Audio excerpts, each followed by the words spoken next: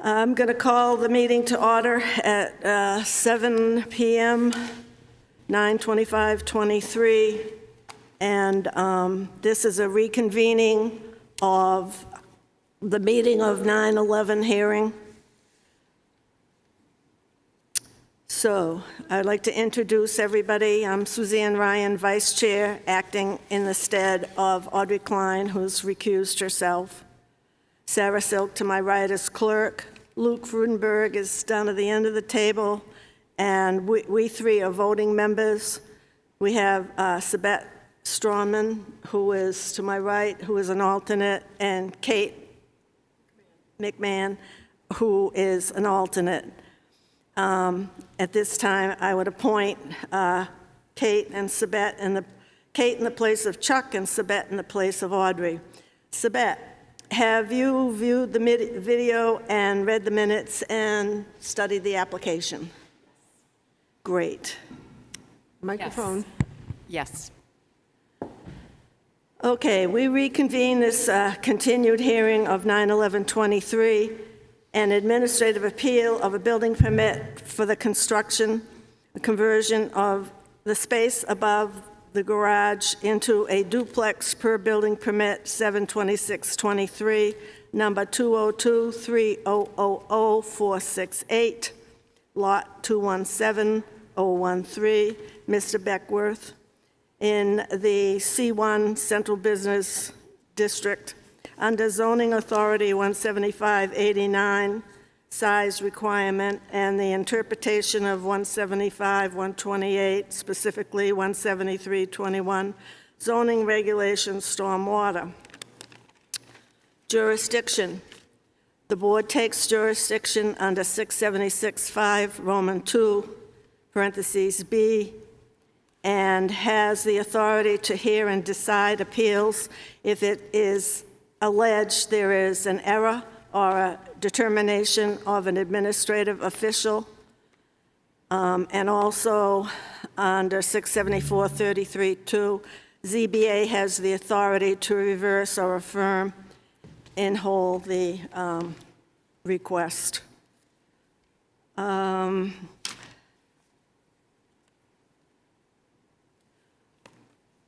don't know where the town planner went, but... You think he's coming down? Oh, okay. Well, at some point, perhaps he could update the board on the notification. In lieu of that, I guess we'll just open this up to public comment and testimony. And I would go with the applicant first, Mr. Brown, and then to Mr. Beckworth, and of course, the public. So, Mr. Brown, do you have any new information, or? Yes. Okay. Good evening once again. Okay, I'm going to start off by apologizing because this is my first time to such a continuation of an appeal, so I'm not sure what I'm supposed to repeat versus start with. So 2 weeks ago, we met. We discussed some concerns with articles and errors. You all have handouts from that meeting, I'm assuming. If you don't, I have some that I can hand out here. But to quickly recap, as I think you said, Ms. Ryan, is 175-89 regarding the size of the lot. That is still in question. Stormwater planning and implementation. Specifically, if you look at the stormwater regulations under, I know it's under the planning guise of this, but 173-21, you will find all the specifications we are most concerned about in their implementation, or in this case, their lack of implementation. 175-91, and the permitted use for parking is another thing. This last 2 weeks, I've had a chance to look at the files that are live in the building department for this project. The only drawings date back to 9/2022, showing a garage with storage and a rock wall that's a hardscape, not a driveway. So none of this has had scrutiny nor review of actual implementation for anything beyond a garage with storage, not an active live driveway from the back. But most importantly, why I'm here tonight, and my biggest concern, is State Statute 676:6. When an appeal happens and it's accepted, work stops. It did not stop. It was delayed a week. The zoning board, had asked Mr. Austin to meet with us, the neighbors that were here that evening, following the meeting, to discuss the plan of action regarding the work stoppage request. Mr. Austin said that he would be talking with the attorney on how to position or what the official state and position of the town would be on this. What I did was, starting that next morning, that was September 12th, I sent an email following up with Tavis saying, okay, last night you said you're going to do this. Looking forward to hearing from you. I got nothing. Later that day, I did get, could be tomorrow.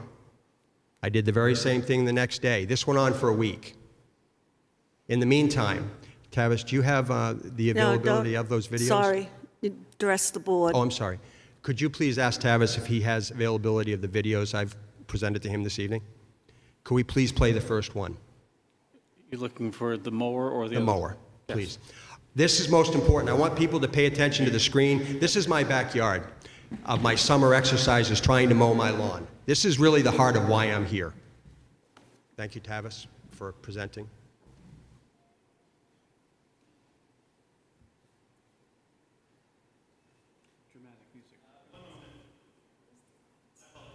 Yep, I got him. These are very short, by the way. They're just about 30 seconds, but I need you to get to why I'm here. Now, this is my riding mower There we go. at full speed so I don't bog down. Keep an eye on this front tire and watch the water coming off my tires.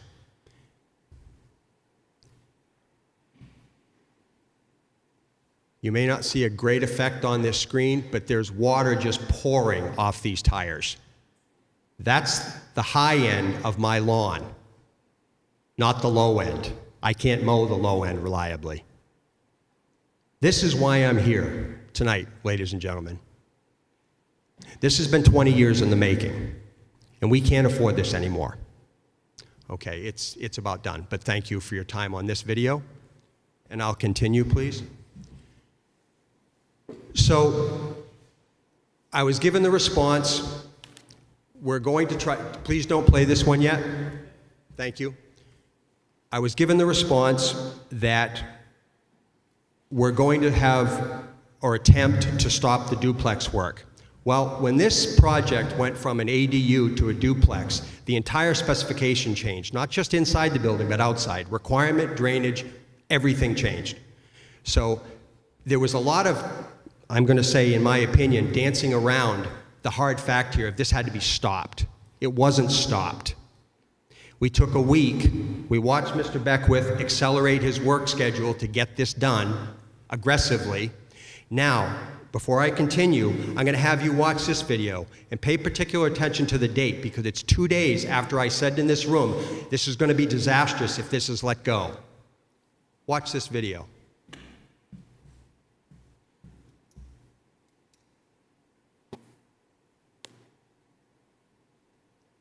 Now, this is multiple loads of fill put in, and there is no attempt at any kind of drainage other than some crushed rock. Now, pay particular attention here. This is the abutting neighbor. This is a brand new walkway that the neighbor put in. This is the result of no good practice on live building jobs. This is a brand new patio in the back of that home. All that erosion is from the gravel from above.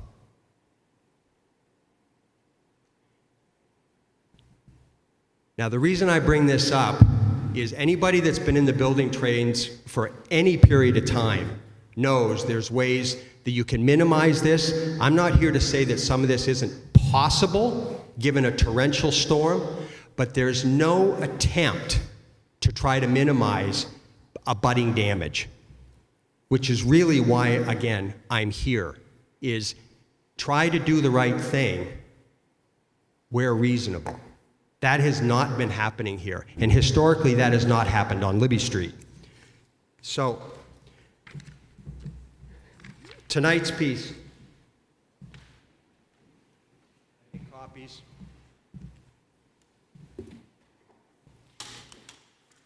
Thank you for the videos very much. Thank you. You give one to the secretary?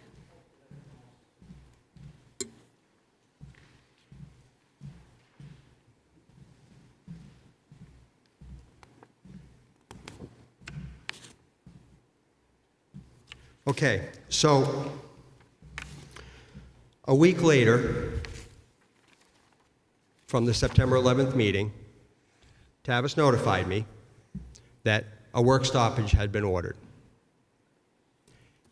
During that week, I had sent videos when, and some of them you saw here, to state, we have a problem here, somebody needs to get out here, and I got no response. And it wasn't until Monday's hearing, or excuse me, I apologize, Monday's response that this is what our attorney has said we can do for work stoppage. I reached out again and said, did you not look at the videos I sent? And I was told we couldn't read them. Well, if you've got a landowner that's in the middle of a live appeal and saying, we have a problem here, you got to get on this, and somebody just, that same person sent you a bunch of video evidence of how bad this is, and you couldn't read it, would you think you'd reach out? That's where I'm at here. Again, as a neighbor on Libby Street, this is beyond unnecessary. So, yes, there's some issues in the building department. I think you need to make stands on things that have been let go for too many years. You've got policies, articles, codes to reside and live with. Implement them, use them. That's what they're for. I don't like hearing, well, we always did it this way, and where do we stop? We can't tell somebody, put a stake in the ground. Congratulations, you got by last year on this, but we can't do this anymore. When I grew up here, there was 2,500 people in this town. There's well over 6,000 now. I know we can't slide the way we used to. It's time to change that. Now, I'm not here just to pick on the building department and Tavis. Am I not happy with how the performance in that group is done? I'm not happy. I went and applied for my building permit today to fix my porch on my dime that has been destroyed over the last 20 years because of water damage. I'm not asking you for money. I didn't ask you for money when you destroyed my sewer line because the road was not built properly 10 years ago. I just bought that this summer. And yes, I have video proof of how it was done, but I'm not asking for that money. I just want it to stop. That's all I'm asking for. Now, unfortunately, Mr. Beckwith also falls in my crosshairs on this. I apologize. He's been around the building profession a long time. He knows what the codes are. And most importantly, and I put this also out to the building department, if you don't know, ask. I sat at a planning meeting here 3 months ago, and one of the gentlemen on the planning board said, this is a problem, but I don't know if we have the tools to deal with this. Then ask. Hire an engineer for the specific task, not a full-time person, but there are task people for these issues, for these challenges. Do it. It's not a hard thing to do. Don't slide it down the road. Now, lastly, and sadly, I think what Mr. Beckwith knows from growing up in this, or being in this town so long, is he knows what he can get away with. I know that sounds harsh and crude, but he knows, because he hits a planning department that says, well, yeah, geez, if we have to push back, then it's going to cause some problems with other people. Then that's why you have these regulations. Don't just kick it down the road. And lastly, Libby Street residents, I'm going to speak for all of them, because when I was here 2 weeks ago, Mr. Sumner made the comment, well, we can't have this meeting because the only people that are here are the ones that oppose it. Find me one, I said, that is for this besides the homeowner. There isn't one. There are complaints completely surrounding this property and how this was managed. And again, I honestly could care less about that building. It's the process of completing that building is what I'm caring about, and how that's done. So, I guess in closing, this has gone on way too long, and the mess is large. And it's mostly due to building practices that are poor at best, and we let him away with it. I don't care if it's him, I don't care who it is. There's processes in place. Use them. Or you're going to have more people like this coming up here. I'm going to make that just one of my agenda items, because this just needs to stop. I'm watching, now, Mr. Hart doesn't know I'm going to say this, but one of the reasons I'm here is because this happened to my mother for 20 years, and she's gone now, and I want this fixed. And I'm watching the same thing happen to him, and he's way up the hill from me, so he's got gravity on his side.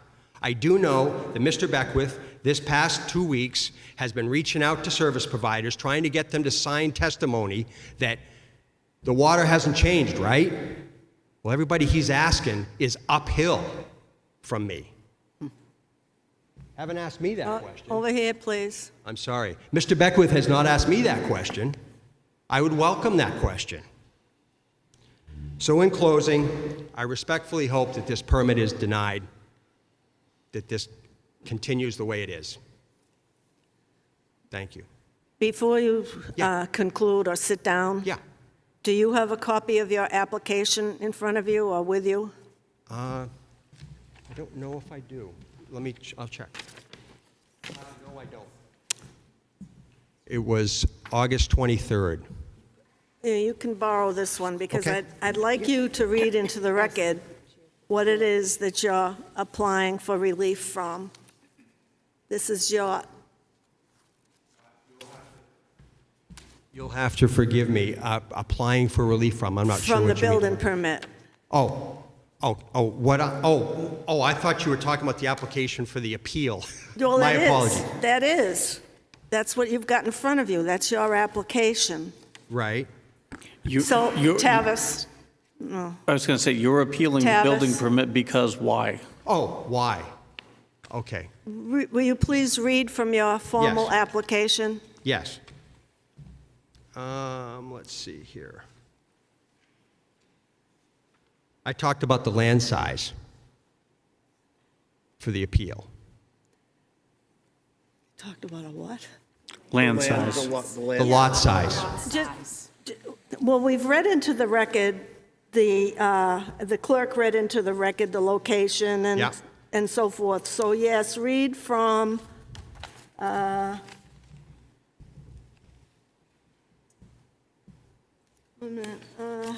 okay. Can I see it? Here's Is this his what page application. number? Let's get a page. Read from page 5.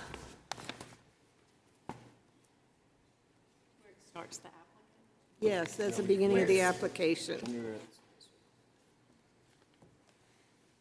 Page 5, just read the whole page. The whole page. I need that back. I'll give this back to you as well. Okay, I apologize. Thank you for the guidance on this. Okay. I request an appeal from administrator's decision by Tavis Austin and Jason Durance. Is that right? Mm-hmm. Okay. In relation to Article 175-89, Section A, 2. The decision of the review is as follows.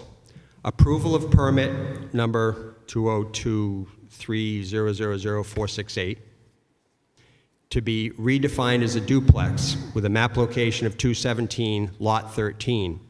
The applicant states that the decision of the appeal is incorrect for the following reasons. Lot size, 17589, requires 0.5 acres, and the lot is actually 0.2. I have an error in here. I had it 0.17. It's 0.2 according to the tax map. Erosion and drainage impact per public hearing scheduled for July 11th that was canceled and not rescheduled. Planning board had issued a request. I might just ask you to read this, Want me to read it again? not to ad lib. Okay, Okay. okay. And my signature and the date, August 20th, 2023. Okay. Thank you. Sure. Thank you. Are you finished for the moment? For the moment. Okay. I think so, yes. Thank you then- for your time. And then we'll have Mr. Beckworth, and then, well, I suppose we could have the public from your neighborhood, if anyone wants to speak, in support of, or not, of your application. Okay. May I ask him? Yeah, Into your mic, into your mic. I was wondering, I want to make sure I have this correct, Sure. that the day after, so on 9/11, Yeah, you did say at the end of the meeting that you and Tavis would meet, correct? correct. How long did it take you before you heard back? You had to, 7 days. 7 days. And then at the you 7-day can't, you point, can't be heard. at the 7-day point, I was told the same thing I was told on the 11th that evening. all right, and at what point has the work stopped? It accelerated that week, but it had my point at the September 11th meeting was Right. the work pace had already accelerated and continued last Right. week. I remember that. Yeah. But has it stopped now after? Yeah, I haven't seen it this weekend, but I think there is other information that shows it had not stopped this week. And again, I think we're talking, it's interesting. Mr. Austin shared before the meeting opened, he had come up and asked me if the work had stopped. And I said, I don't think so. And I said, I don't think so because I'm only up on the weekends, okay? But I take pictures and I see that it's different than it was, okay? But I can't point to who the individual was. But one of the things that's in play here that honestly, I'm out of the tech field, okay? So when you say, I'm gonna make this thing, and now I'm gonna make this thing, a specification changed to make the new thing, okay? So I think what we have is some hiding behind words, because when we were talking about an ADU at the planning level, it involved a lot of work to the building itself that needed to be modified for it to be approved. There was clearly, on the part of the homeowner, significant resistance on what seemed like really simple changes to the building to make it go. The suggestion was made, well, just make it a duplex. And that, I remember you said that suggestion was made by Tavis in That the is planning correct. meeting. And then what took place was that triggers a bunch of different requirements, not just the building, but parking requirements now actually change. Right. I was just trying to also understand, since 9/11, if the work has actually now come to a halt and how long it took. But thank you. I think it is still, I can't prove this week. I know the week following 9/11, it was game on. It is my understanding, and from looking, it continued this week as well. but it was mostly inside, very little outside. But piles of dirt are still showing up places. So stuff is happening, it's just happening differently or more low-key. Thank you, Mr. Brown. Sure. Any other questions? Okay, I see a gentleman in the back that would like to speak. Thank you for your time. No? You had your hand up. Okay.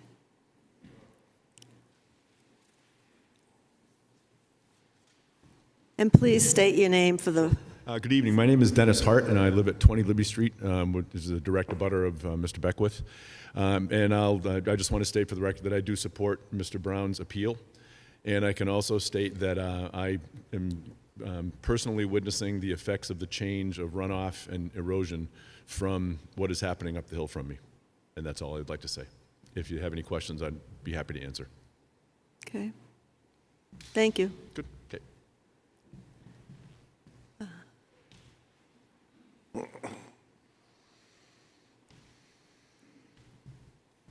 Hi, Audrey Klein, representing Roger Kent, who's in a direct abutter.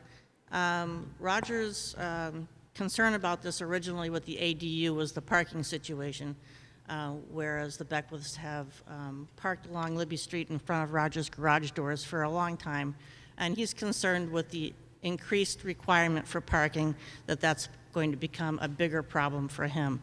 So this change from single family to an ADU, and then certainly from a single family to a duplex where more parking was required. He's concerned primarily that more parking does not impact his situation with his garage doors where parking has happened on the street in the past. And I gave testimony last hearing on the sections of the code I believe don't allow a duplex with the additional parking. I just wanted to say that is Roger's concern, is the additional parking that might impact his property.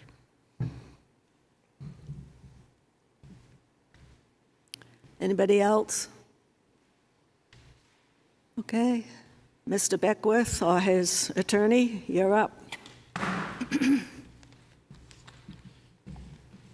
Thank you, ladies and gentlemen. My name's Randy Walker.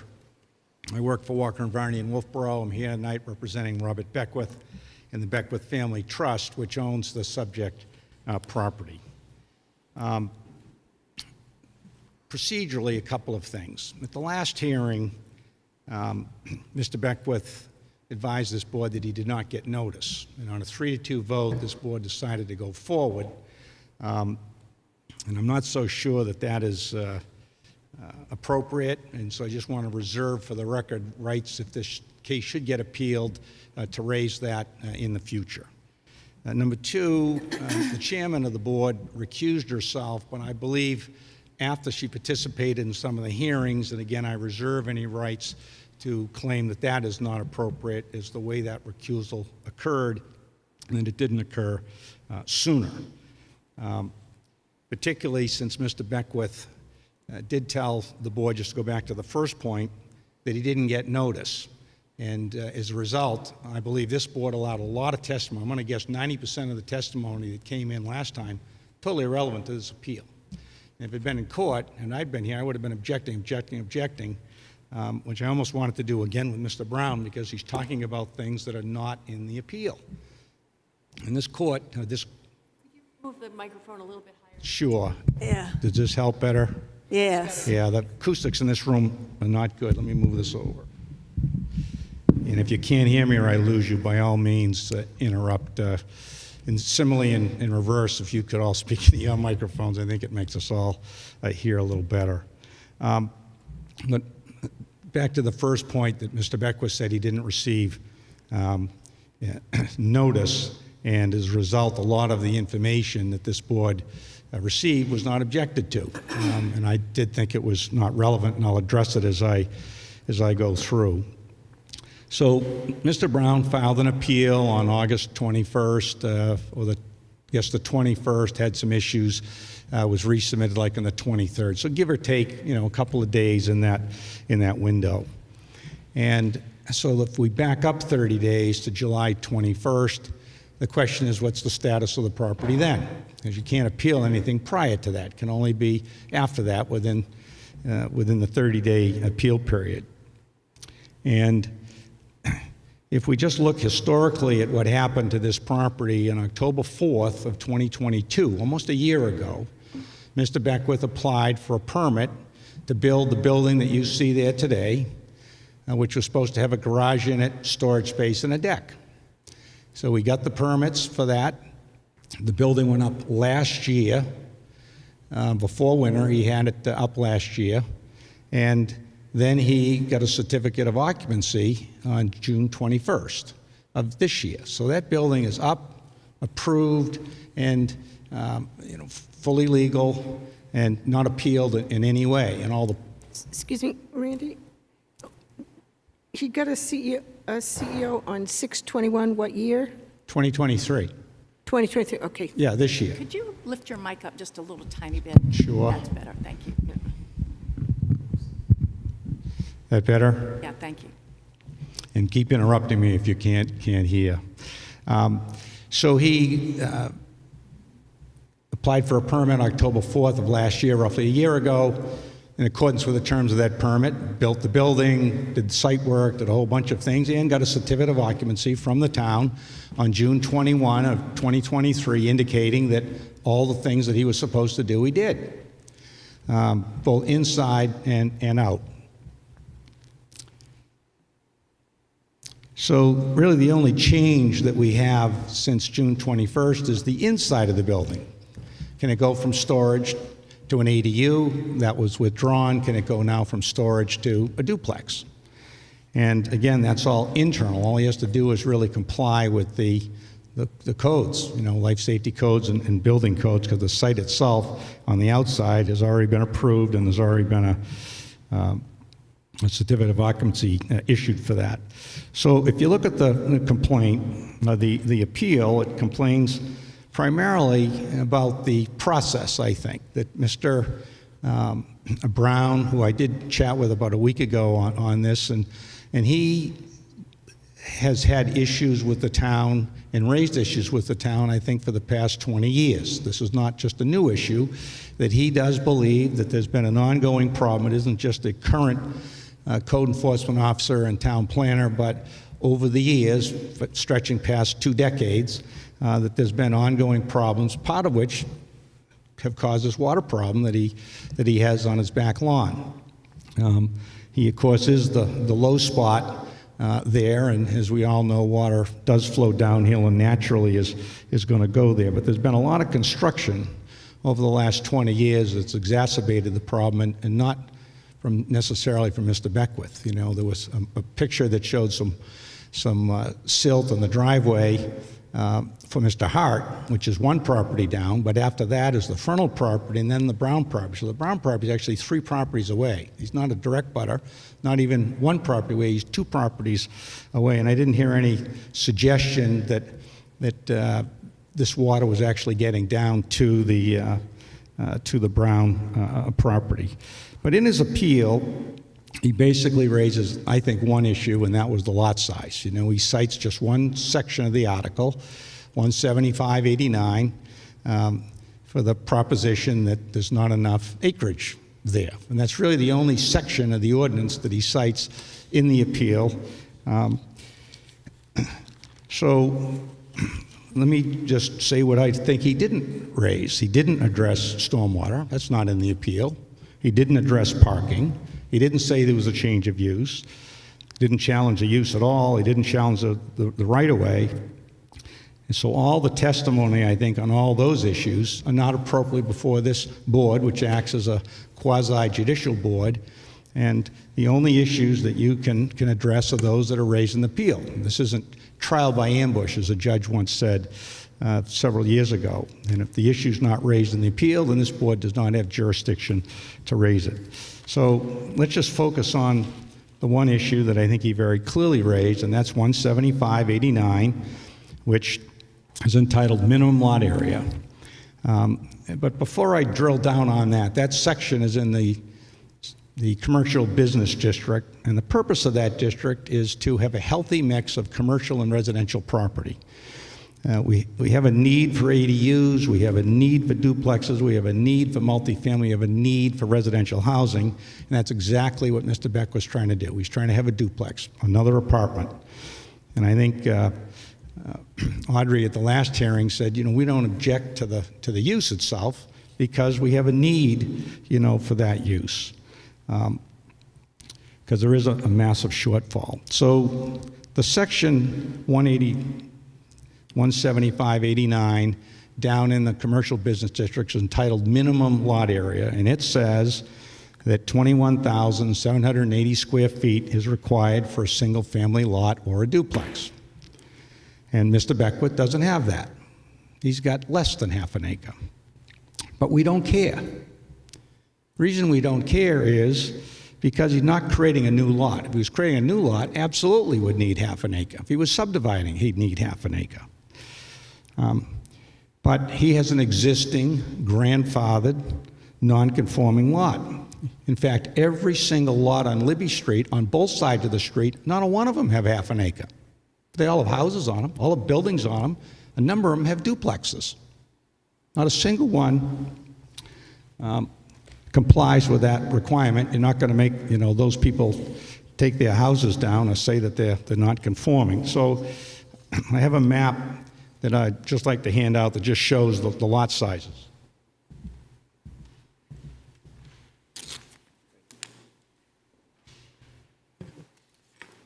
Don't forget to give one to the secretary. Yeah, we have this one, I think.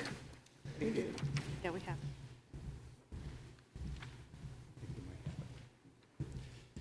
So if you look at this map, and again, I pulled this out of the file. If you go down Libby Street, not a single lot on either side meets that requirement, not a one. But there's no problem with that. Again, these lots are all grandfathered. Matter of fact, Mr. Beckwith's lot of the 13 on both sides is the third biggest. He's got one of the biggest lots on the street.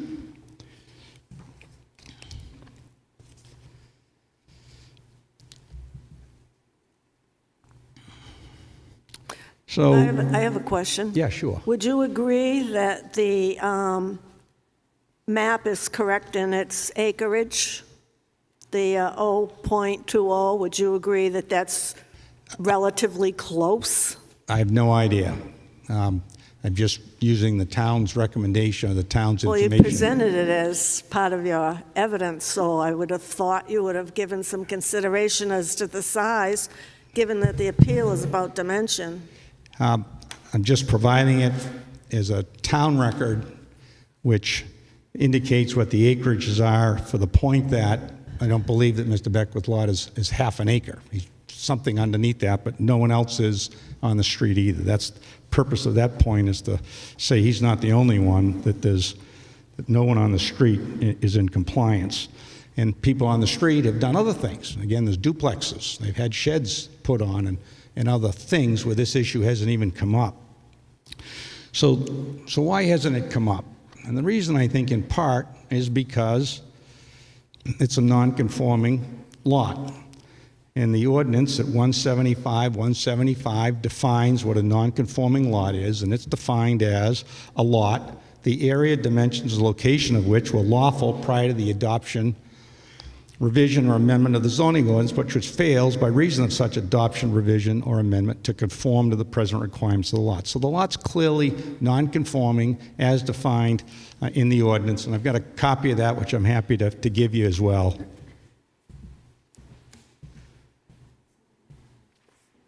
Oh, okay, thanks.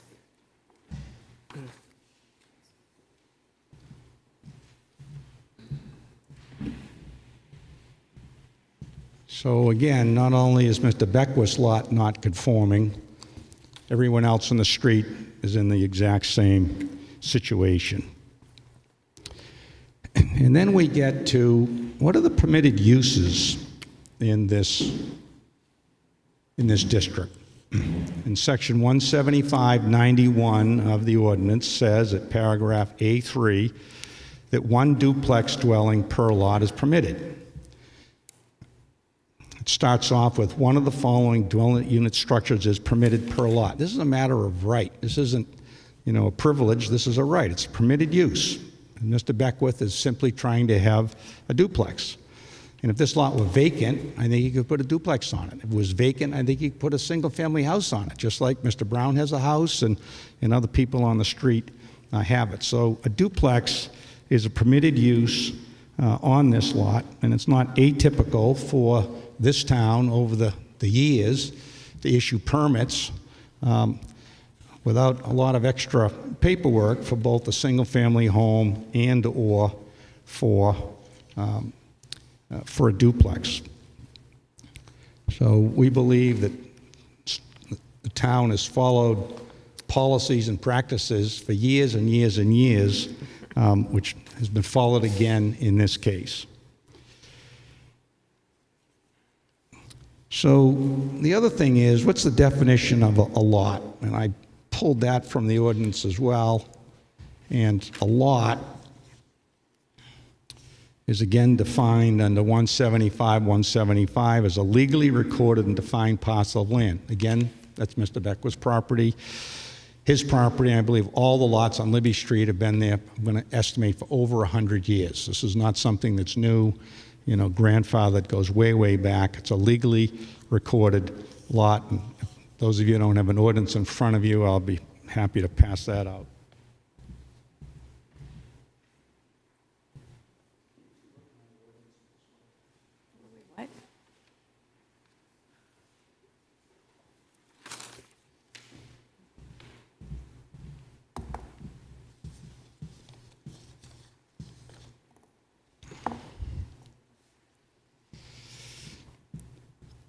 What? What one are you referring to in this one? Sure. So that's just the definition of a lot, and that'll become important because the ordinance doesn't define or differentiate between a non-conforming lot or a lot. They're all treated synonymously, whether they're grandfathered or whether they're fully compliant. And again, it just says one duplex is permitted per lot, and this is a legally recorded property.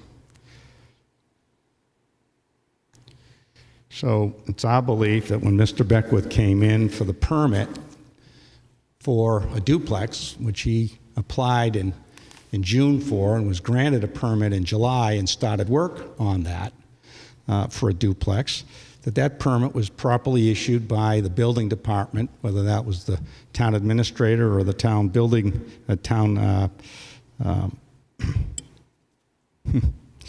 whether it was the building inspector or the director of planning that issues them, that it was done in accordance with customary practice and was properly issued, and as a result, this appeal should be denied.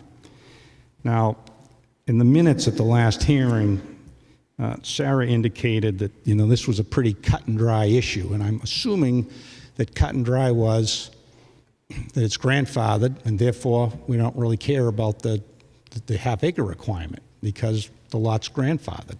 You can't discriminate against a grandfathered lot and say, oh, you can only build a duplex on a non-grandfathered lot. The ordinance does nowhere says anything like that. So let's look at the law, and I didn't have a lot of time to do any legal research. I was hired, I'll say, late in this case, but I have two cases that I'm going to give to the board. One's the Tessier case and one's the Baddock case. The Tessier case basically was a case where a building permit was denied because the lot was considered too small, which is basically what this appeal is saying. This lot's too small for a duplex. You can't have a duplex on it. Well, the Tessier court said, number one, what was the town's policy? And the town's policy in that Tessier case was to issue permits. They've been issuing permits in situations just like this for decades. The town of Wolfeboro has been issuing permits in this case for decades. Whether the lot's conforming, not conforming, they issue duplex permits. And they do it for single-family homes. So the court found that instructive to say that's indicative of the intent of your ordinance if that's what the practice has been, because nobody has objected all these years. Number two, it indicated that the lot was grandfathered, and you could issue a permit for a building on that. As a matter of fact, it said you must issue the permit, which is exactly what the town of Wolfeboro did in this particular case. They issued a permit, as they always have. And then the Baddock case said that non-conforming lots are grandfathered as a matter of law. Again, this is a grandfathered lot. You're not restricted and what you can do on a grandfathered lot as long as you are otherwise compliant. So I'd be happy to give the board those 2 cases that I pulled out. And again, I didn't do a ton load of research, but I'll give you those cases.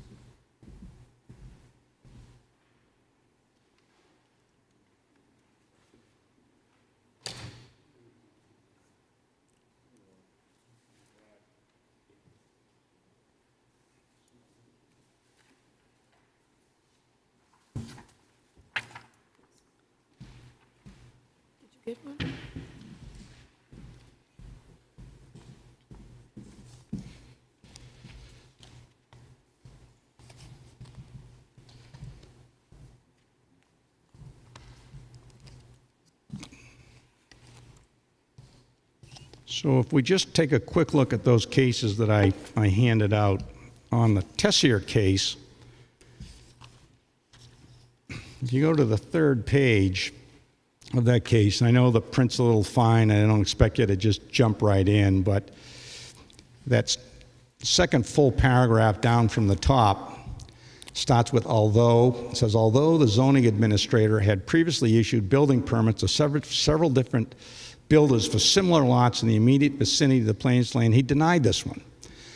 And so Mr. Tessier appealed, and the result of that appeal was he prevailed. That second paragraph, after the following paragraph, says the plaintiff appealed the ZBA's ruling to the Superior Court, and which consolidated the appeals upon finding that the town had a de facto policy of issuing permits to non-conforming lots.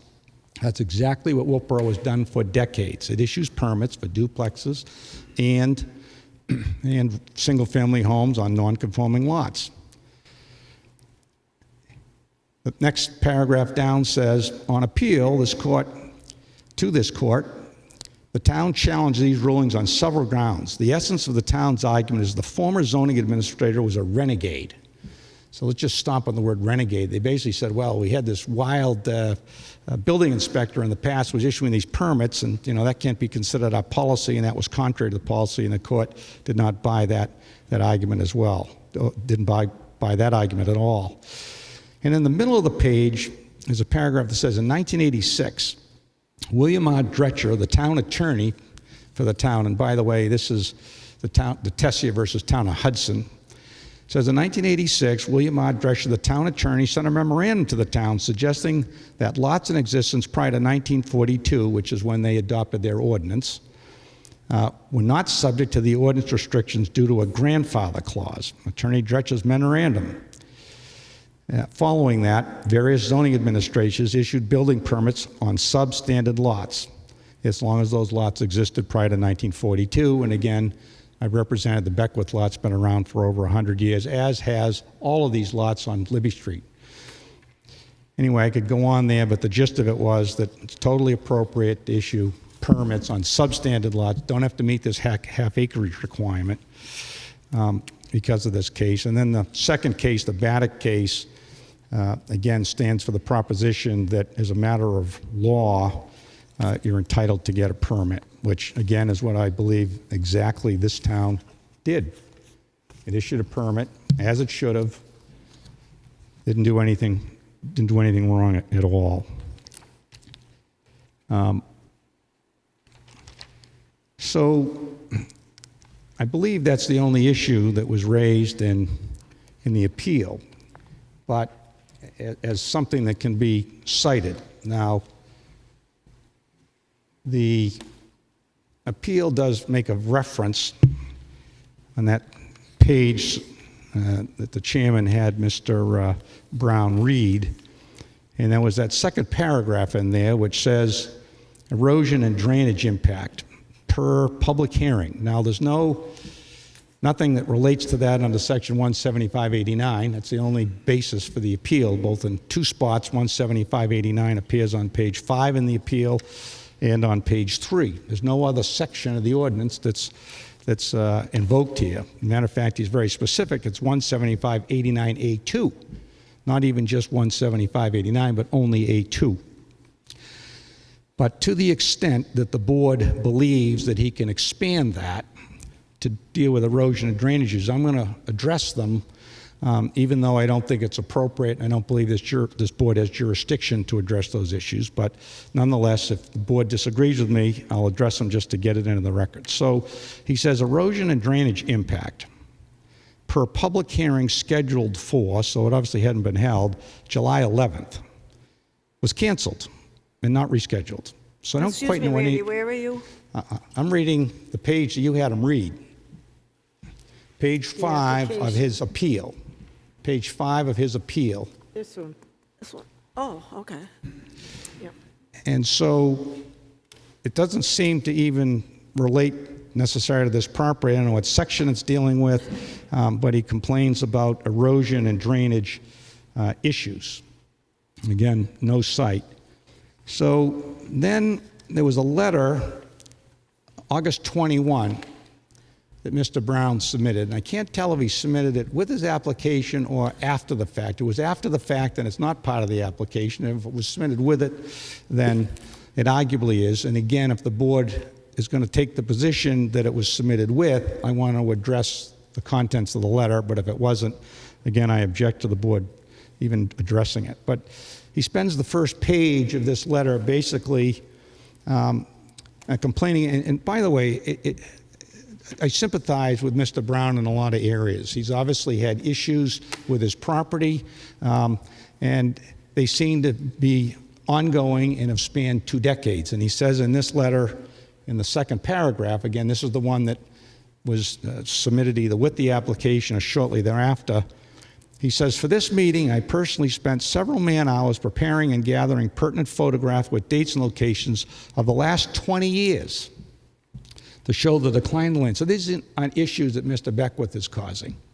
These are issues that have been ongoing for 20 years.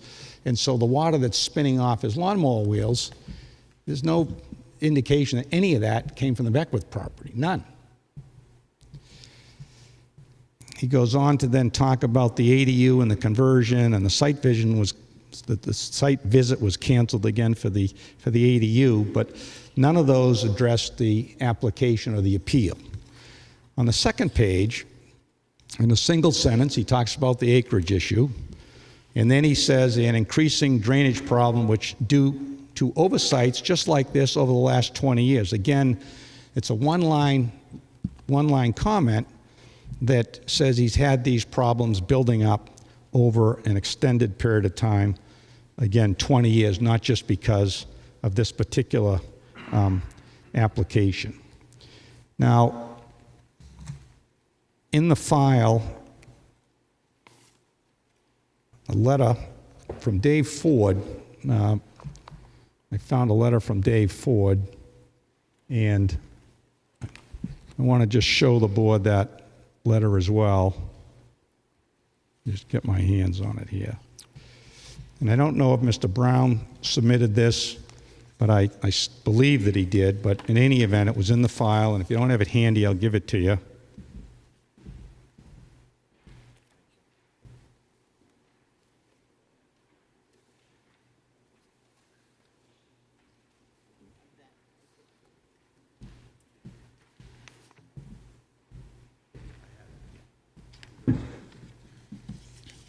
So this letter, I believe it was dated 10/27/2012, although at the bottom it says 10/27/2015. I don't know which date's right, but it makes no difference for the purposes of what I'm going to say.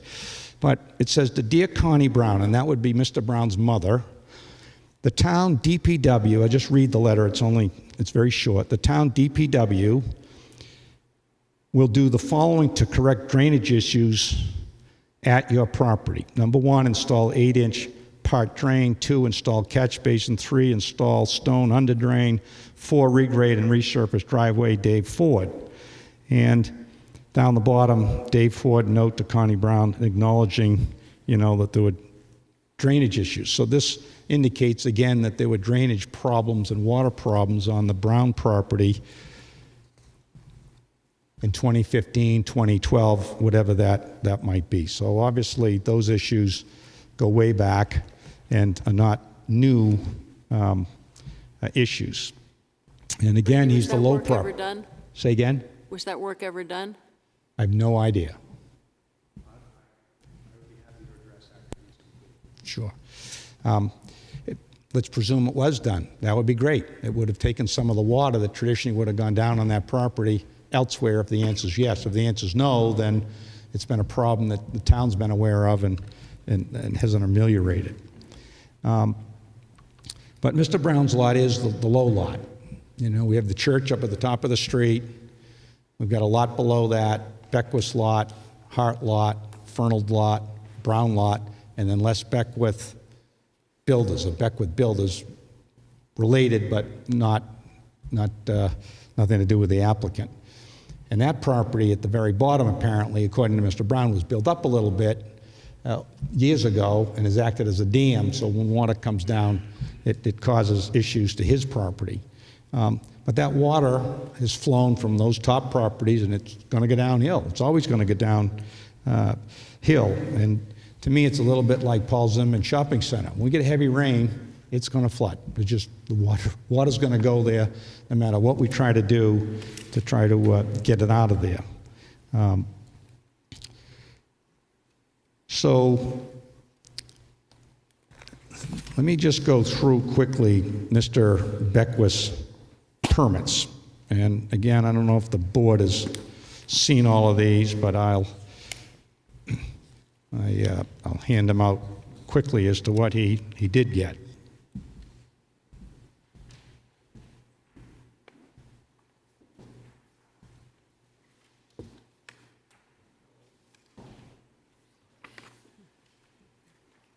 You said this is what he did get?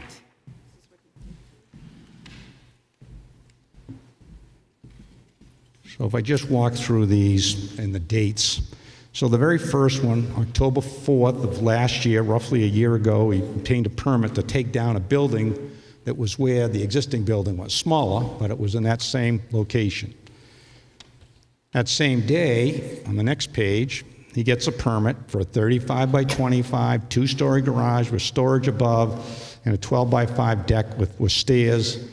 And again, signed off, gets the permit, and starts work.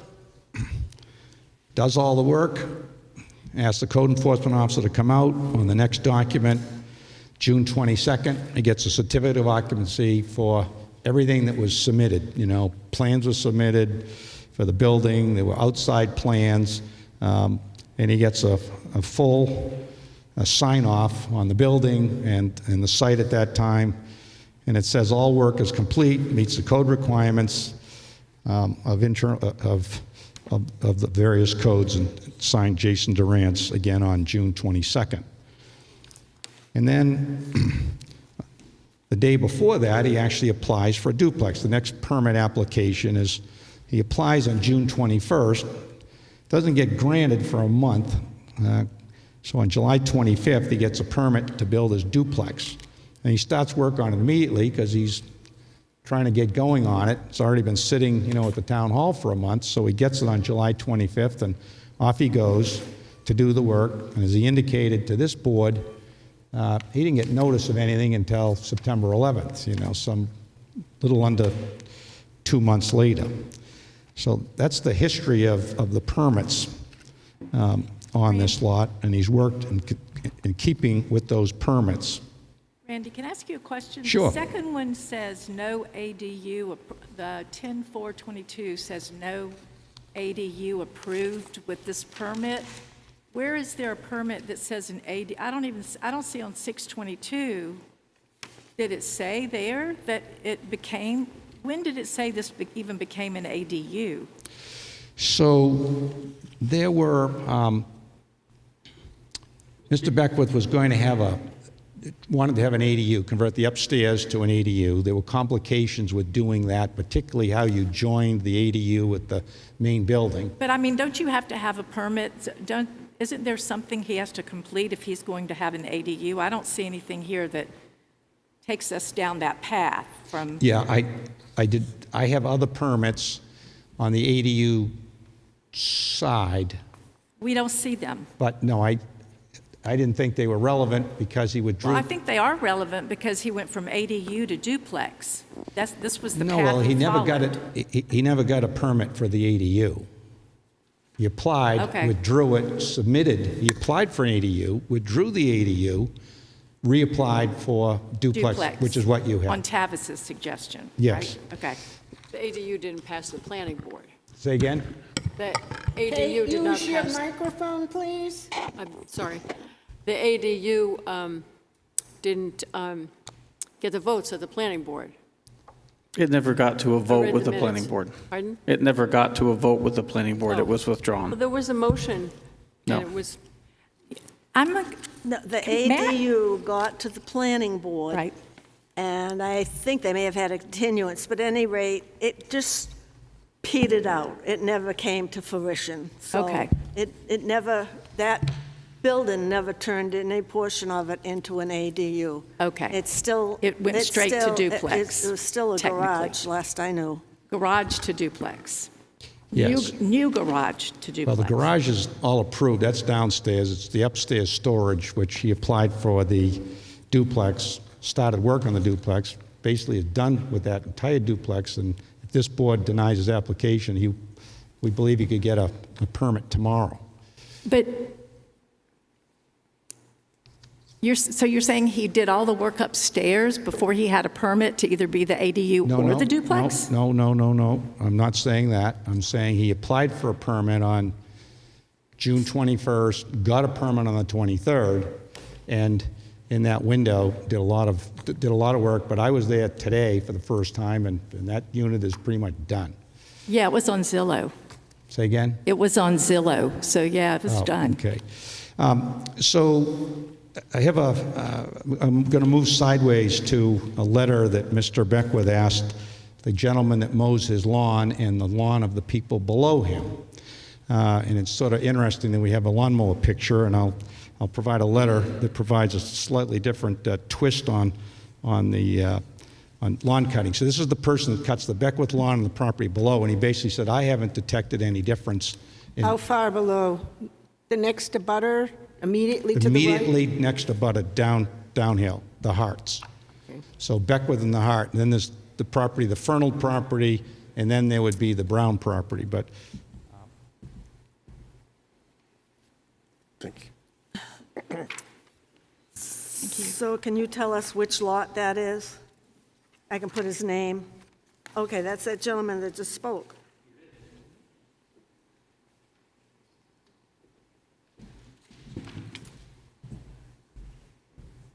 So what this letter is from Goose Corner Landscape Company, dated yesterday. It says, to whom it may concern, I have taken care of the lawn maintenance for Carolyn Chartier, that's the Beckwith property, and her neighbor, Dennis Hart, that's the one immediately downstream, for the 2022 and 2023 season. So we mowed this year and last year. I've been asked to comment on the condition of the back lawn area with regards to my ability to mow due to possible water issues. I have not had an issue mowing Dennis Hart's backyard. This commentary does not take into consideration excessive rainfall we've had this year. So basically, he's indicated that he mows two different properties, again, uphill, and he did not notice any difference. And keep in mind that the Beckwith building has been there for a little under a year. That structure was up there and basically weather tight at the end of last year because he wanted to get it tight for the season.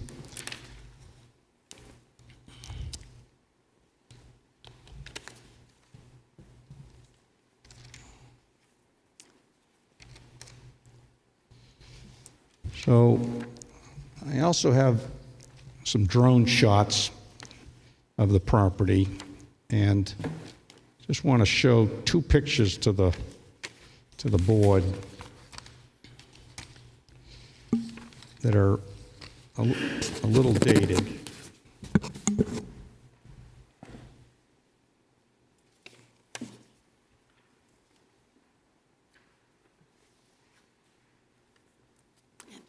Do you know what the date is?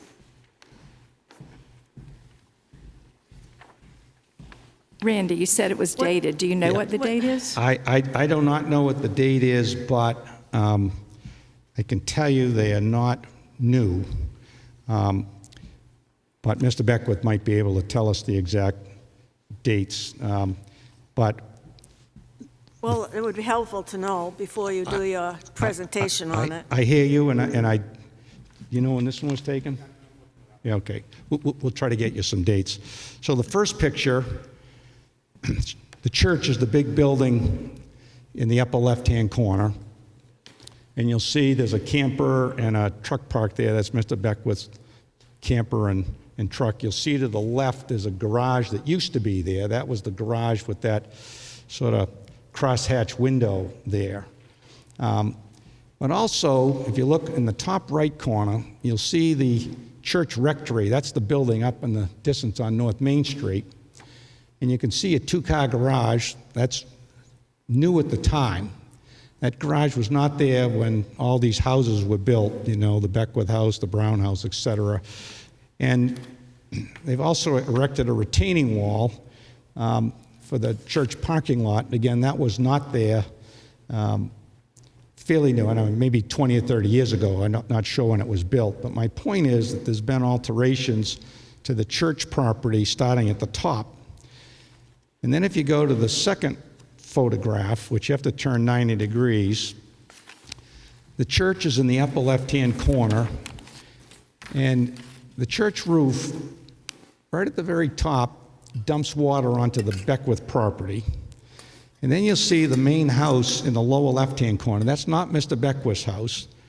That's the house uphill from him. Mr. Beckwith's house is... Randy, sorry, I'm not getting my bearings. Could Sure. you- I got the church, but Yep. then I don't know where I'm at. So if you come to the house in the lower left-hand corner, that's the house up the street, one house from Mr. Beckwith. Mr. Beckwith's house is on the right, lower right in this picture, where the cars are. So Mr. Beckwith's house is the one to the right Yes. of the light-colored car in a parking lot? Yes, he's the parking- one on the right. Which one, the light roof or that roof? Yes. Okay. Yeah, this one right here, that's Mr. Beckwith's property.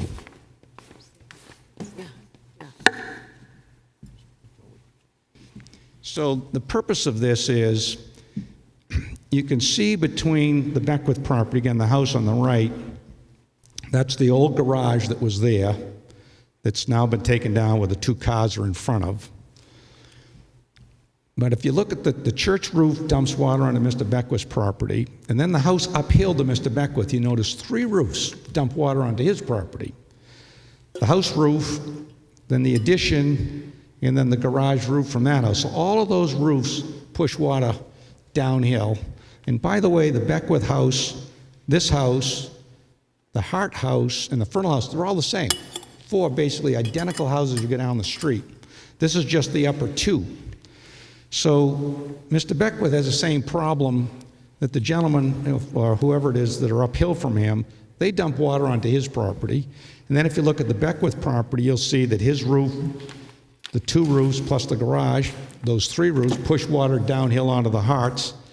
And I'll represent that the Hart property does the same thing, and there's the Hart tool shed, which I think is fairly new, within the last 2 or 3 years. So this photograph, the second one, is probably 3 years old, max, I'm going to guess. The Harts could tell you when they built their shed. So this was obviously after that shed was built up. But they built a shed within about a foot of the Beckwith property, with this board's permission, by the way. They had a variance, I think, granted to let that garage go there. But that wasn't there, 5 years ago. So that's a new addition, and there's also a new retaining wall on the downhill side of the Beckwith property. But my point is that the house above Mr. Beckwith dumps water into his property dumps water down, and if you get down 3 properties, it will then get to the Brown house. Randy, is the new garage exactly where the old garage is on this picture? Yeah. I don't see it on the plans that were done for the garage. I mean, Yeah, like there's no, that's the garage right there. but I mean, that's exactly where the new garage is? They just took the old one down and put the, Yeah, it's there and bigger. so it's, okay. Is it farther back, or is it, It does go farther back because it's longer. It's definitely bigger. And Okay. again, was fully approved, got a CO, that's all water over the dam. No one appealed any of that. That's all been, been done. And I'll Did just- you get the date on that Of which one? The first or second picture? July of 2020 is the first picture.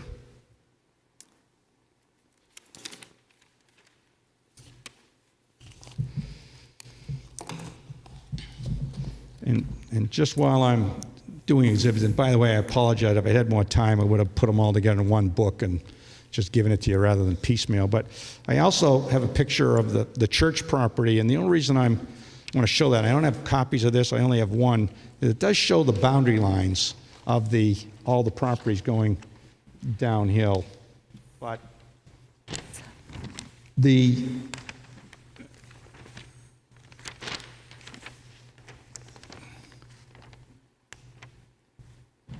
might help if I held it right side up.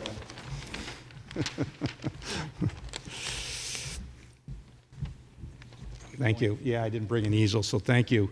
So the church property is here. The church owns property from North Main Street all the way down to Mill Street. And their water runs all the way down there, and all this is wetland delineated on the map. And of course, some of it goes into the Brown property, and you'll actually see some of the Brown lawn and the Fernald lawn actually encroaching onto the church property. So when you look at it, part of that lawn, according to this plan, is on the property. But it does show wetlands all in here with that water naturally going down the hill, and then it's gonna go in there. But it does show where the property lines are, and I'll just show you can't have this, but I'll at least show it to you.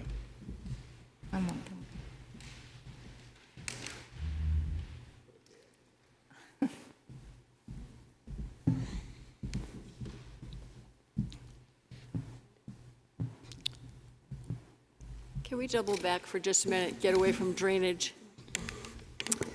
Is this on? Yeah. You got to get closer. Sorry, okay. Is it your position, Randy, that the 17589, the square footage requirement doesn't apply because this is non-conforming and was grandfathered in, or what? Yes. Okay, all right. That's simple. It's a matter of right. It's a grandfathered lot. It's permitted use. Doesn't say, you can only put a duplex on a compliant lot. It's on a lot. I gave you the definition of non-conforming and a lot. And again, this town has done that for years and years and years. But Something Randy, is grandfathered in, does that mean anything goes? That's permitted use. yeah, I'm curious about your thinking with that, because everything here kind of is grandfathered in town, yet we still hold everyone accountable, or we try to enforce codes. If we let everything go that was grandfathered in, where, Well, That's I don't something we'll understand. have to So take that- under that- advisement. yeah, I don't understand that, but we'll, well, Get an I answer. can very succinctly answer that. If we didn't have an ordinance at all, and today we pass an ordinance, from today forward, we have to comply with that ordinance. But you can't take away everybody's existing property rights that go all the way back to, Governor Wentworth. Otherwise, you'd be taking constitutionally vested property rights. So invariably, all ordinances grandfather what's there that day. All the lots on Libby Street have been there for 100 years. You can't take those rights away. but Randy, when I remodeled my house, it was on a grandfathered-in lot and an old camp going back to 1890-something. But I had to meet a ton of codes, a ton of regulations, because those were current. If we had, I don't understand, I'm sorry, I don't understand your logic here, and I'm sure. Are you suggesting, Randy, that any pre-existing non-conforming lot would never need a variance? Is that what you're saying? Because everything's grandfathered in and you won't ever need to change? So the only question is the lot size. And I'm saying, yes, the lot size is grandfathered. They still have to comply with setback requirements. They're going to build it. They had to comply with setback. They did. They have to comply with life safety codes. They've done that. So the lot size is grandfathered. You can't say in 1942 or 1962, whenever Wolfeboro passed its ordinances, that all of a sudden you can't build on your lot because it's too small. Now, if you were going to create a new lot, you'd have to make it at least half acre. That's very clear going forward. But you can't take away anybody's rights on Libby Street. And that it's, again, I think it's, to me, it's very cut and dry on that issue. Well, I have a question. You said earlier the only change is inside when he went from ADU then to duplex. And then you said, and I quote, all he has to do is comply with the codes. I want to know what codes he did comply with. Building When codes. when this became a duplex. Building When it codes. became a duplex. Building codes. What Yep. duplex codes did this comply with? International Residential Code. I don't think you should be answering, Tavis. No offense, but you're on the other side here. Yeah. I'd like to hear from Randy. He's part of I the don't know if appeal. Randy You're part can. of the I don't know appeal. if- I don't think you should be answering. I don't know if think- Randy can answer that question. Well, he should be able to answer what other codes that his client complied with. So whatever codes the town required, he complied with, Which were whatever the building codes were, to build the building and to be whatever was in relating the to permit. being a duplex, What not about- a garage. What about the zoning code? Never mind the building code. We're not here to argue that there's a garage. What zoning codes did he comply with? So that really isn't the question. The question is But it is. it, no, because the appeal only addresses one issue, that's lot size.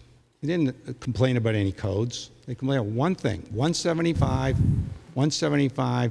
89, A2. That's it. That's what this board is being asked to address. Does this application comply with that or not? You know, I want to say, I think that just as there's kind of a conflict of interest that Tavis is sitting there, I feel like Mr. Brown, I mean, I want to be fair to Mr. Beckwith, because I think he probably had some of the same issues. But I feel that Mr. Brown was at a disadvantage, because clearly in his application and clearly in his presentation to the board, drainage, it was all about drainage. Yet, and we have encouraged the town planner, when people submit an application, to review them, to assist to make sure that they're ready for us to see, that everything there is relevant. And I feel that he was at a disadvantage because clearly talking about drainage was important to him, but no one advised him to say, and this relates to this particular code. Well, I think it was his intent, very much, without specifying that RSA and code, that if he had had the advice and what we want from our town planner, reviewing an application, but there was a conflict of interest here because he's reviewing something that clearly kind of involved the town planner. well, I know in the court system, they have appeals all the time. And if you do not, the only thing the court can look at, whether Supreme Court or Superior Court, is the issues that are presented before you. And you can do it yourself. You can hire an attorney. You can get outside advice. Obviously, we have other people assisting, we'll say, on this application. Our chairman has recused herself so she can speak against this, and she's very knowledgeable, and Mr. Brown could have consulted with her. But all this board can deal with is what's on the application, regardless of how it got there. And the 30 days is long since gone to try to supplement it. And I think that's what's sort of happening. It's trying to be supplemented, and it can't be. The 30 days is gone. That window is closed. So the question is what happened in that window, regardless of how it came. But if I could just finish, I'm almost done. Well, if I could go back to my question about what codes, when this became a duplex, we do have a very specific, I mean, you said he complied with codes, and I know this wasn't on the application, but there are codes that we have about a duplex and the number of parking spaces. There are very specific codes about trying to create and keep a certain permeable surface. And then one of the things that where's the other one? But, I mean, there are several codes that besides the lot size and even just flagging that himself, since he's in the building world, and I understand you've got a different point of view about this, but. And Sabette, that's one of the parts of the puzzle we'll have to figure out is what, when we go into deliberations, if we do tonight, we'll have to figure out what sections of the zoning ordinance apply to this application. Now, you're going to get the answers that he's going to give you, and then there's going to be other side that's going to address that as well. So you've made your point. Okay, yeah. Can I ask Randy a question? Sure. Yeah, when you talk about all this case law, you don't happen to have the citations for the case law that says that you can't increase the amount of runoff to your neighbor's property, do you? There's several cases on Is it, that I a rhetorical understand. question, Sarah? What? Is that a rhetorical question? No, I'd like to know if you have it, and if it is, you are No, familiar with it, I understand. I said I did very brief research. That's what I came up with quickly. But Randy, this doing- comes up a lot. You must have had some experience with that particular case law. Somewhere you have had a Never. very long and illustrious career in front of planning boards, just in Wolfeboro alone. You want me to ask you to recuse yourself? With the tone of the question? No. So, can I finish? Sure. So I have some pictures of other properties in the area, all within like 150 feet, where these people have done exactly with the same as Mr. Beckwith, you know, duplexes on each one of these properties. Do you have the dates that those were built? The duplexes? Because it seems that it would be relevant based on when a building code was passed.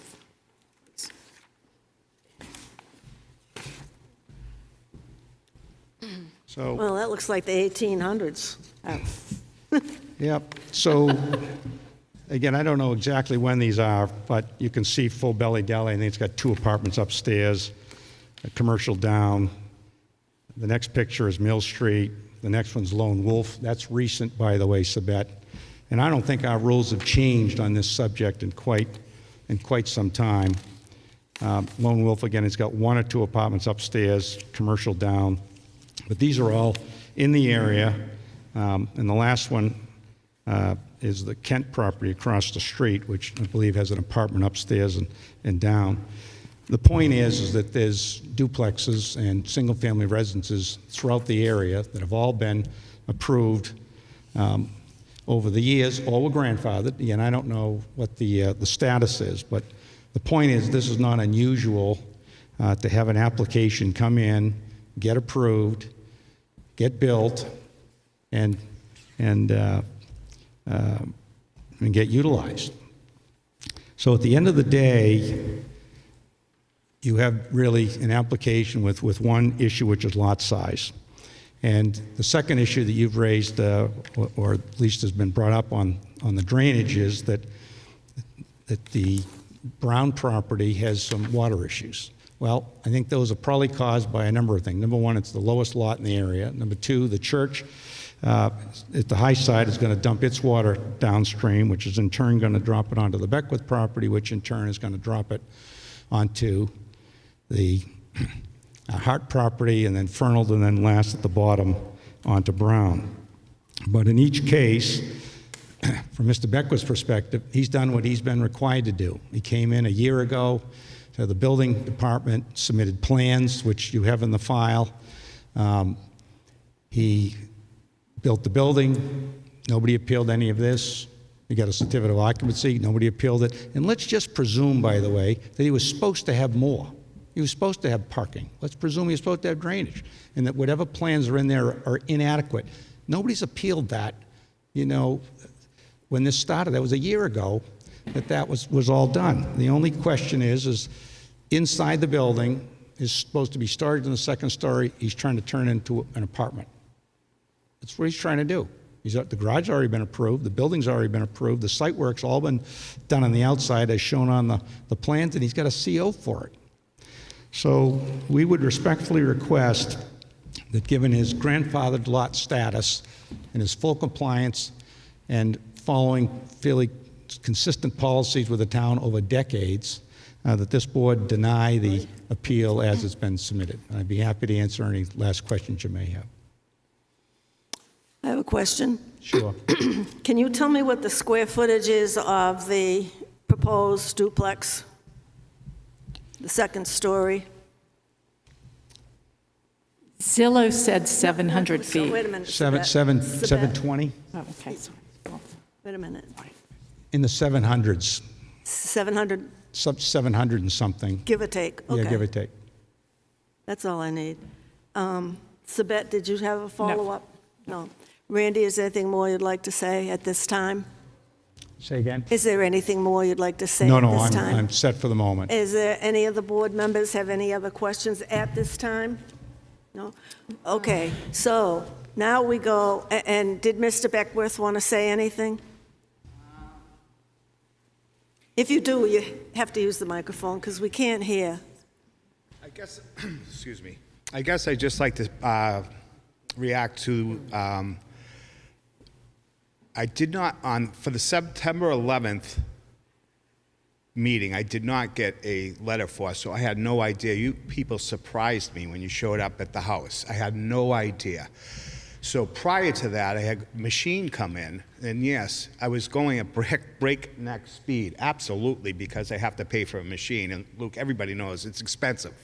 It's expensive to do that. I wanted to get it all graded, because another thing is that it wasn't finished graded, so that silt problem is going to happen. So I have to get it finished graded, get the lawn in and all that stuff so that I can mitigate any kind of runoff. So the day that they showed that picture of the patio, I had just done that, and I didn't get to put the riprap that would have held that bank together, and it poured. Now, that happens on construction sites every once in a while. I now have riprap there, and that does not move at all. That little area where he showed his unfinished patio and he was walking with the, that was Dennis Hart's property. And it was his unfinished patio. He was walking in, there was a little silt, there was silt from my yard because I hadn't finished yet. And once I finished it, now there's no more silt or anything like that coming out of the property at all. Was the plan to like plant grass on it? Oh, yeah, well, I always had a parking lot up top, as you saw with the picture of the tent trailer and the truck.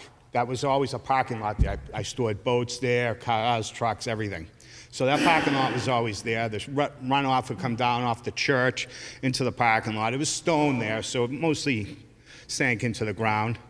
But now I took that parking lot and I made it wider and shorter. So it's pretty much the same square footage. It's just a little bit wider and shorter.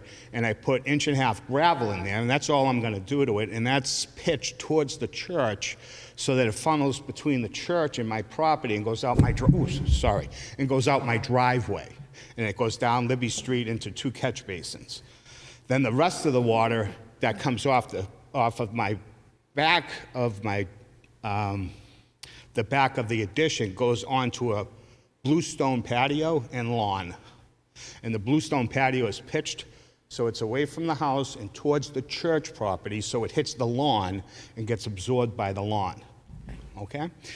And I'm currently parking where I will have lawn because I was working on the upper parking lot to get that situated. So I had nowhere else to park my other vehicle, so I parked it on the lawn, what will be the lawn area, in front of the wall. Sarah? Have you ever used silt curtains when you do construction? Unfortunately, I did not, but I should have used it when I lost that little silt area that went into Dennis's driveway. That would have been the perfect area. Other than that, we've had no issues with silt at all.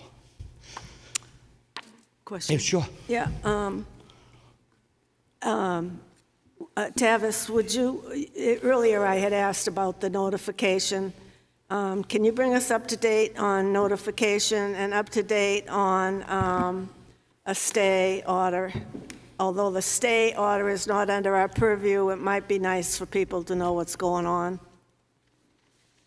So the list in the file that lists the abutters that were notified includes Mr. Beckwith. What we do not have is a copy of the certified receipt showing that it was mailed. So when that came to our attention, we gave, actually Bob came in just to ask what was going on with this process, and he was given the copy of the notice. To Mr. Brown's point, we did need to speak with council to see what the status was with what has to stop, basically. And the first response I got was, I'm out of the office for 2 days, I'll have to get back to you. So I took that time to update the town manager on what was going on, and I let Mr. Brown know the same. As soon as we had an answer from council, I agree, it took about a week, we were told that all work related to the duplex permit itself was to be stopped. That later turned into a letter that I believe Bob received yesterday or today. No, I haven't gotten. Thank you. But we can prove it was mailed, but he also saw it as it was going into the mail. I know to the him. letter's coming to me. I haven't received it yet, though. Okay, and then, no, and just one follow-up. I don't know the direction this is going to take this evening, if we'll get through it tonight. If we don't, would you be agreeable to a site visit? Not necessarily inside, but Oh, you- absolutely, yes. But you've been waving your arms I around, know. and this I over here encourage and it. that over I there. encourage it. We had the abutters show us the perimeter, but that... In the rain. Oh, yeah, so if we need to, would you accommodate that? Absolutely, yes. Okay, Anytime thank you want. Sarah? I just wanted to check with Tavis. You said that he came in and he was given a copy of the notice, so would that have been what date? The date after we had our ZBA hearing? It was the day after the ZBA meeting, yes. So that was He actually came in to pick up, the 12th? well, he actually came in the following morning to to request a CO inspection. And then I let him know what had happened the night prior. Okay, so our meeting was what night? The 11th. 9/11. Okay, so that would definitely have been the 12th, okay. Okay. Now, and I say that, I'm not intending to say that handing him a notice on the day after your hearing satisfied the noticing requirements. But I I did, wasn't insinuating that. I had Ah. another question. But I thought, according to RSA 676:6, I thought the stay order is supposed to go in place as soon as an appeal is filed for, which was, if I'm correct, back August 23rd or something about that date? 26. I think it was the 23rd that it was applied for. Well, it's right it here. was originally signed on the 20th, and some minor modifications were made, and it came in on the 23rd, yes. That's what I said, the 23rd. Oh, I thought you were looking for it. I was looking for it, but I said the 23rd. Somebody said the 26th, but, okay. So even though the RSA requires that the stay happen when the appeal is applied for, the stay order went out a matter of a few days ago? I got it, yeah, I got it a couple of The days official ago. letter went out, yes. Mr. Beckwith was told to, May I ask Mr. Beckwith a question? Well, I'm curious. Wait, is I'm Sarah, sorry, are you you done? finished. Can I get a date for a few days ago? Yeah. I went in a couple of days ago, and he told me that he had talked to the town attorney, and I'm not to do anything inside the apartment upstairs. So today is Monday, so that would have been maybe like last Thursday or Friday? The end of, no, it was the beginning of this, no. It Well, was, today's Monday. It was the end of last week. It was probably Thursday, Okay. because Friday was that Appreciation Day? no. May I ask That a was 2 weeks question ago. now? You all finished? set? Yep. Sabat? Well, those dates are curious to me because you said the 23rd is when the appeal was Of August. of August. August. It was August 23rd when your apartment was listed on Zillow, and it was August 26th when it was pulled, Right. when it said it was shut down. So you must have known that an appeal was in the works. I don't understand what you mean. I mean, that's curious that those two dates, that the 23rd time the appeal came in, why did you pull it off of Zillow on August 26th? Well, I'd have to ask Caroline. Was it pulled on August 26th? Not that we know of. Well, it says that it was, Oh, I don't know. I don't do that. It's Caroline. which just makes me wonder, did you not know I told about her what was to pull going it. on? I told her to pull it when he told me that I had to stay. I told her to get all the advertising off. I don't know what that matters. Does it matter? Well, I guess it's just making me wonder about the coincidence of those dates and you not knowing about the appeal, yet you shut down the apartment. I mean, clearly, it's just a coincidence, but Well, I just wondered about it. I didn't get notified. I knew about the appeal September 11th. That's when I found out about the appeal, when you guys showed up in the driveway. But the paperwork was filed August 23rd? Yes. I was never notified. Okay. Thank you. Okay, must have is the misunderstood. Board members all set for the moment with questions? Okay, Randy, go ahead, and then we're going to, I just have one follow-up based on the question you just had. Sabet, it's the second time you've mentioned Zillow.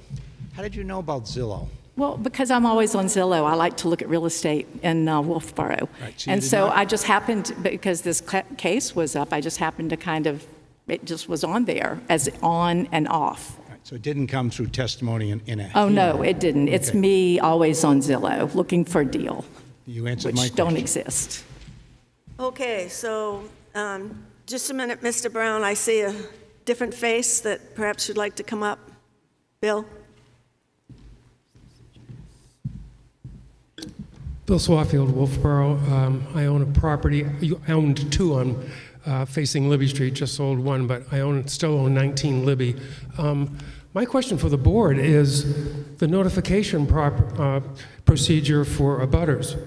I just got in the mail today a notification via certified mail for another hearing this time next week, October 2nd, for the same situation here, but I never received one for this meeting.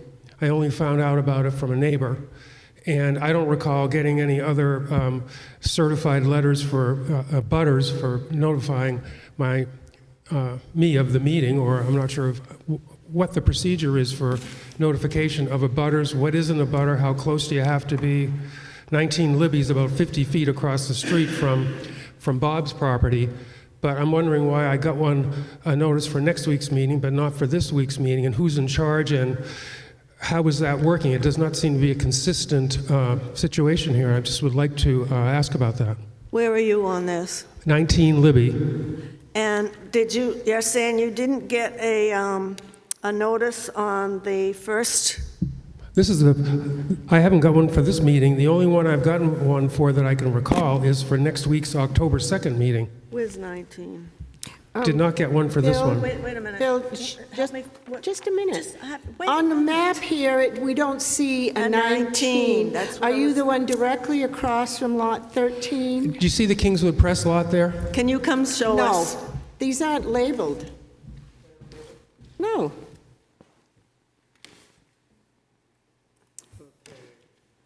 Kingswood Press is right here, 19 Libby is right there. Okay, so where you just crossed off, the Kingswood Press is number 28. Because it faces the other way, but the parking lot is out back on Libby Street. And 19 is here listed as 29. 19 is the one right above the Kingswood Press, right below the Kent property, Right below the what? Roger Kent's property. Okay. And that must be the unnumbered lot, Well, or 30, I guess it is 30. you all set? Yep. Okay. So I'm just questioning the validity of this meeting, actually, if you want to get down to basics. I wasn't notified. Who else wasn't notified on the street? And who was sent notices? Do we have a record of that? Well, it's up to the applicant to provide the abutters list. And you just go along with that and don't question it ever? Or? Well, That's the statute. staff is supposed to check. But Well, typically, if you're, That's not entirely true. well, somebody's checking. The statute requires an applicant to identify who the abutters are. The town has a history of looking to make sure that abutters are notified. In this case, my guess is the reason that Lot 29, as you're referring to it, got a notice is because the appeal was submitted by Kent, which makes 29 an abutter. 29 is not an abutter to 13. If you're directly across the street, you get a abutters notice. I have you at 29, is now 19? It's been 19 as a mailing address for years. Well, I guess that could be questionable. It's diagonally across Yeah. the street. Doesn't matter, But yeah. the one further down that's not on this map, 28, they would not get one. then they have to be across the street of a stream, and, So therefore, Butter. Mr. Brown wouldn't get one either then? Correct. no. Well, he filed it. But he filed it, Yeah, I so know, I'm the just- applicant gets one. Right. I'm just wondering what the procedure is for the town to notify abutters, and apparently it's up to the property owner. I can go over that with you separately if you'd like. Okay. Thank you. Okay. Now, what? Do you want me to hold it? I want to make a correction. No. Tavis. No, let the public go. All right, Mr. Brown? Okay, he's deferring to Ms. Klein. Audrey Klein, speaking for Roger Kent. Just to clarify some of the abutter information, when I filed my appeal paperwork for Roger, which got noticed, my thought was I should file a notice to everybody who might be impacted. So my circle was a bit wider, maybe, than usual, because the lots are very small, very close together, and I thought it made sense to notify people who are in a very close vicinity. So that's why the Swafields got noticed for next week's meeting. I just wanted to explain that. Well, the statute doesn't say you have to do a wide net. The statute says that that's right. somebody that's physically abutting or across the street. That's correct. I So- did a wider net because I think it's important. And the wider net people are allowed to come and show that they have concerns and interest in whatever the application is, but they're not abutters. But I wanted to speak to the lot size that Attorney Walker was making his argument about. So if you look at the minimum lot sizes, it's telling you, yes, if it's a new development, this is what's required. But it's also saying if you change use from one use to another use, you don't get to necessarily have the density that you would have if you had that original use on that lot. So single-family duplex, you can't tear that down and build a multifamily with as many units as you want. You have to adhere to the density of the multifamily section. So the lot is grandfathered for the use that it has. So if you change a use, you don't get to do whatever you want. And so the uses are separate. It's either single family, if you go to permitted uses, one single detached dwelling per lot, which is what the Beckwith's lot had, or, one accessory dwelling unit with that, or one duplex dwelling. But if you change from one type of use to another, you have to meet the density. If you look at the permitted uses, multifamily is also permitted. So can you tear down your single-family house and have as many units as you want on that lot? No, you have to meet the density for that multifamily, which is 6 units per acre. You can't have as many units as you want per acre. So you have to go back and forth between the sections. Could you reference those codes? Do you have them? Yep. The dimensional controls is 17589, which is the section that Mr. Brown noticed in his request. And the permitted uses is 17591. Now, as one of the board members mentioned, why do we have these requests for variances and requests for density increases if grandfathered lots are just allowed to, expand their use without meeting anything? And the answer is we don't. They have to meet that if they expand or if they change their use. And this is a change of use from single family to duplex. Therefore, it needs to meet the current density. That's my take on that. I would also say that if my argument isn't convincing, Attorney Walker also said, we've been giving duplex permits forever, so, we have to keep doing it. I would check and see how many duplex dwellings this town has actually given in the last 30 years, I'm going to say maybe none. Never mind on a non-conforming lot. At least 3 of the ones that he mentioned, and I didn't write them down and I don't have the list, are not duplexes. They're commercial buildings. They're mixed-use buildings with commercial and residential, and that's totally different. Commercial buildings have different requirements. The one he mentioned, Roger Kent's house, has been a duplex since Roger was a boy. So, And how old is Mr. Kent now? I'm assuming he's he is elderly? 84. Okay, thank you. So some of the information you're getting could use a little more detail in looking into it. I just want to caution that. And that's all I have to say about Okay. that part. Thank you, Audrey. Mr. Brown? Good evening once again. That was probably the ideal segue for me.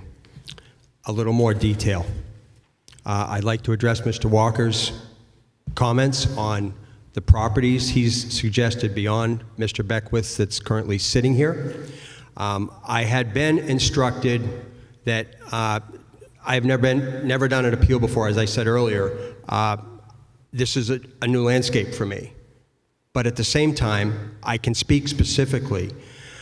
As I understand it, since I'm in the Zoning Board of Appeals as we speak, I'm not supposed to be standing here talking about the Planning Board. But I am going to talk about the Planning Board because I attended those Planning Board meetings all spring and into the summer for this property. I did address the Planning Board with the significant drainage problems that were happening as a result of, and to one brief part of Mr. Walker's comments, legacy building practices that were poor. At the risk of history, when the point Mr. Walker brought up of the lower property causing water problems for the Dave Ford letter, I can tell you specifically what that was. There was a Grange Hall year. Speaking of Ms. Klein's comment about new use for existing property, they took a property that was an old Grange building, all grassed with a dirt driveway, leveled it through a previous builder and building inspector, I will leave it at that, and created a terraced, fully engulfed asphalt parking lot about 2 feet higher than our property, which destroyed my mother's lower driveway. And that was her business in the house, Connie's Clip and Curl, for 60 years. And that driveway was destroyed because of bad building practice. Now, to Mr. Walker's point, now we have a dam at the bottom of the hill called the Beckwith Builders Building. Okay? And that water's not going anywhere. The town came in with guidance from Dave Ford to try to put a drain in to fix it. They didn't do it correctly. It doesn't do anything. But I'm not here about that because I was informed to not come here and talk about those things. I'm here to talk about the water on the hill. When was the last time you poured water down an incline and saw it go the other way? Now, I did hear Mr. Beckwith repeatedly here say, I'm piping my water to the back of my lot. Building practice, building code says you take care of your runoff water. You don't make it somebody else's problem. I saw a flippant response to, we're going to pipe it over there. Well, guess where that gully goes? Down to my house. Okay, so last week, today being Monday, a week ago today, we got about 3 inches of rain here in town. I was up here last weekend, working on Mom's house. That rain that landed uphill, as well as at our place, raised the water up the hill almost another 4 feet onto Fred Fernal's property, which is tax number 15 on your tax map. So now he's about 6 feet up from his property line from mine going uphill to that sponginess that some of you witnessed when you walk through our property. That's about another 4 feet higher than when you were here. Now, what's the difference?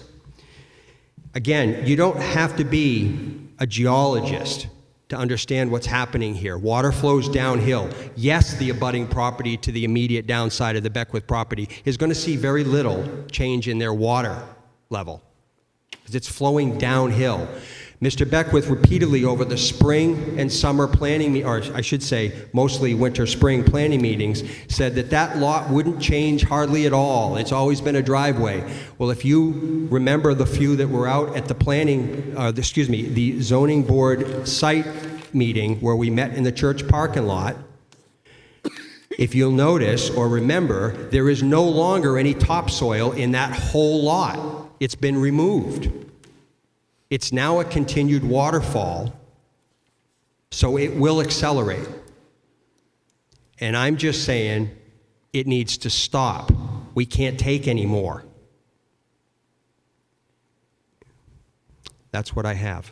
So, to Mr. Walker's comments, he presented a gray area of what the real issue at hand is here. Now, before I step down here, could I please have my application one more time, page 5?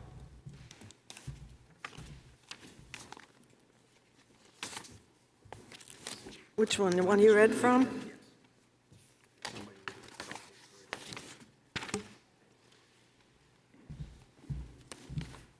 Okay, in case this was overlooked or not heard, the board earlier this evening asked me to read my application for appeal.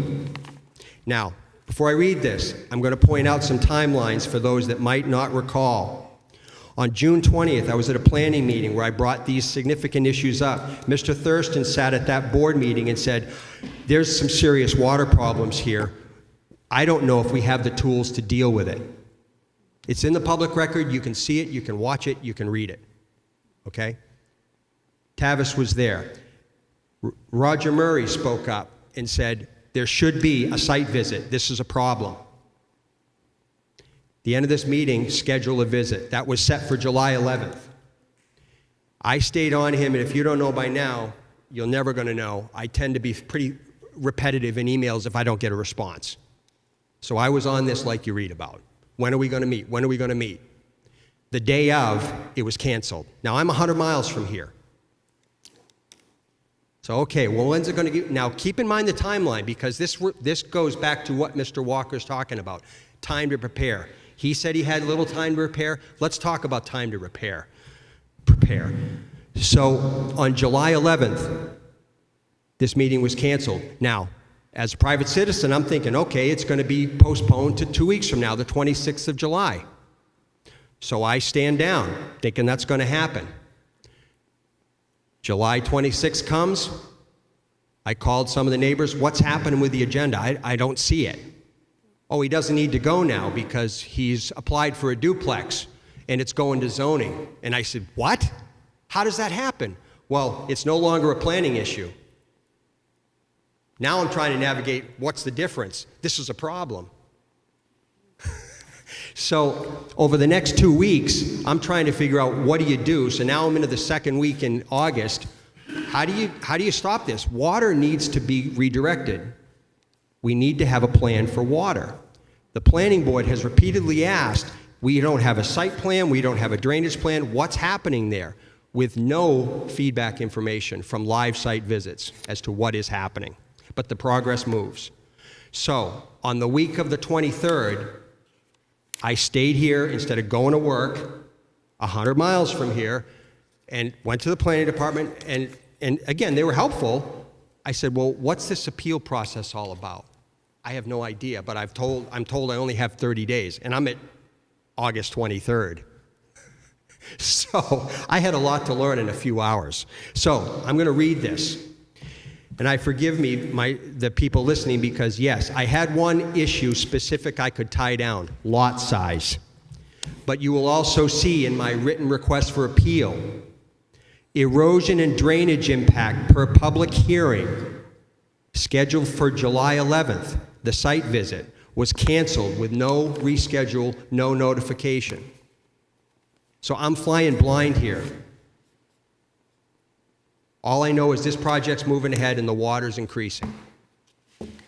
And I think I know it's just my opinion. Everybody absolutely knew what they were doing. Because history shows, oh, if it's been done, or if it's already there, what do you expect us to do? Change it? Fix it? Undo it? Well, yes. In some cases, yes. Madam Chair, can I ask a question? Wait a minute. Luke? I just have a couple of questions, just to get clarification. Sure. When you came the last meeting, Yes. I don't want to mischaracterize your statement, but I want to ask you again, because I'm trying to get clarity.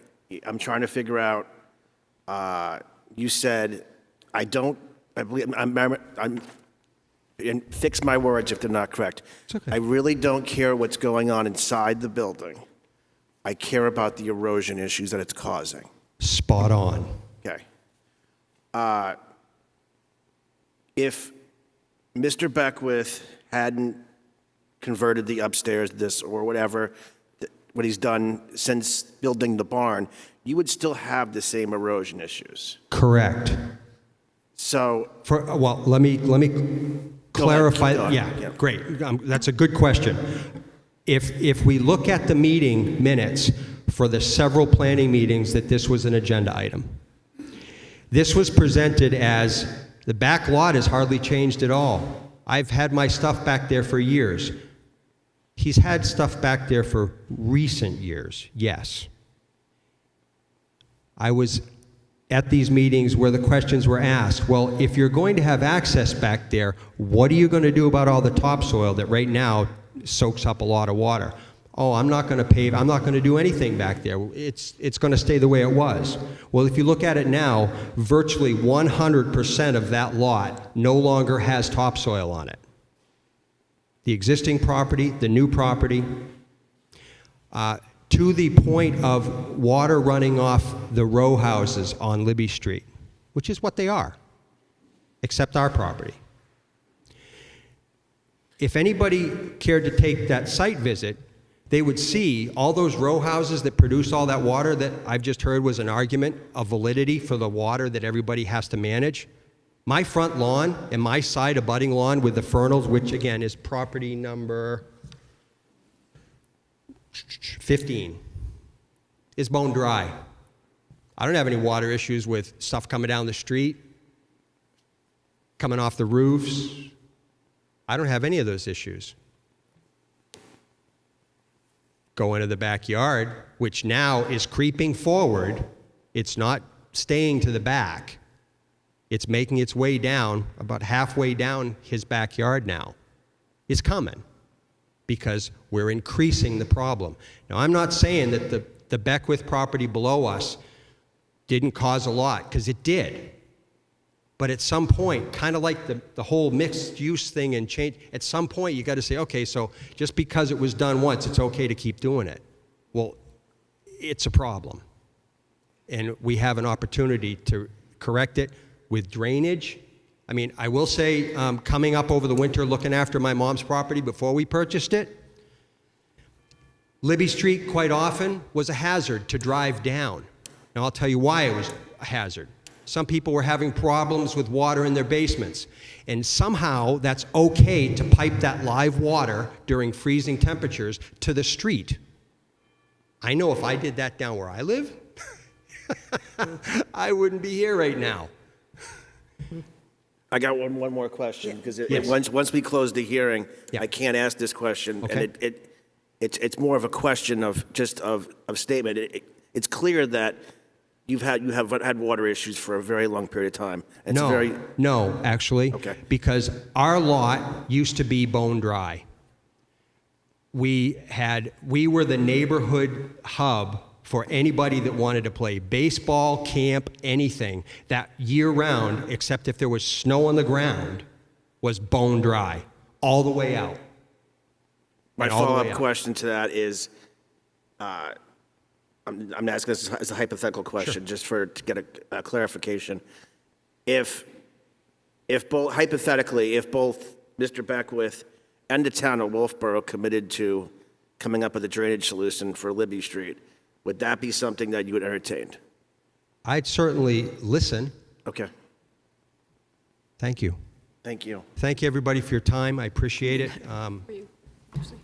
Best of And luck. who's the question for?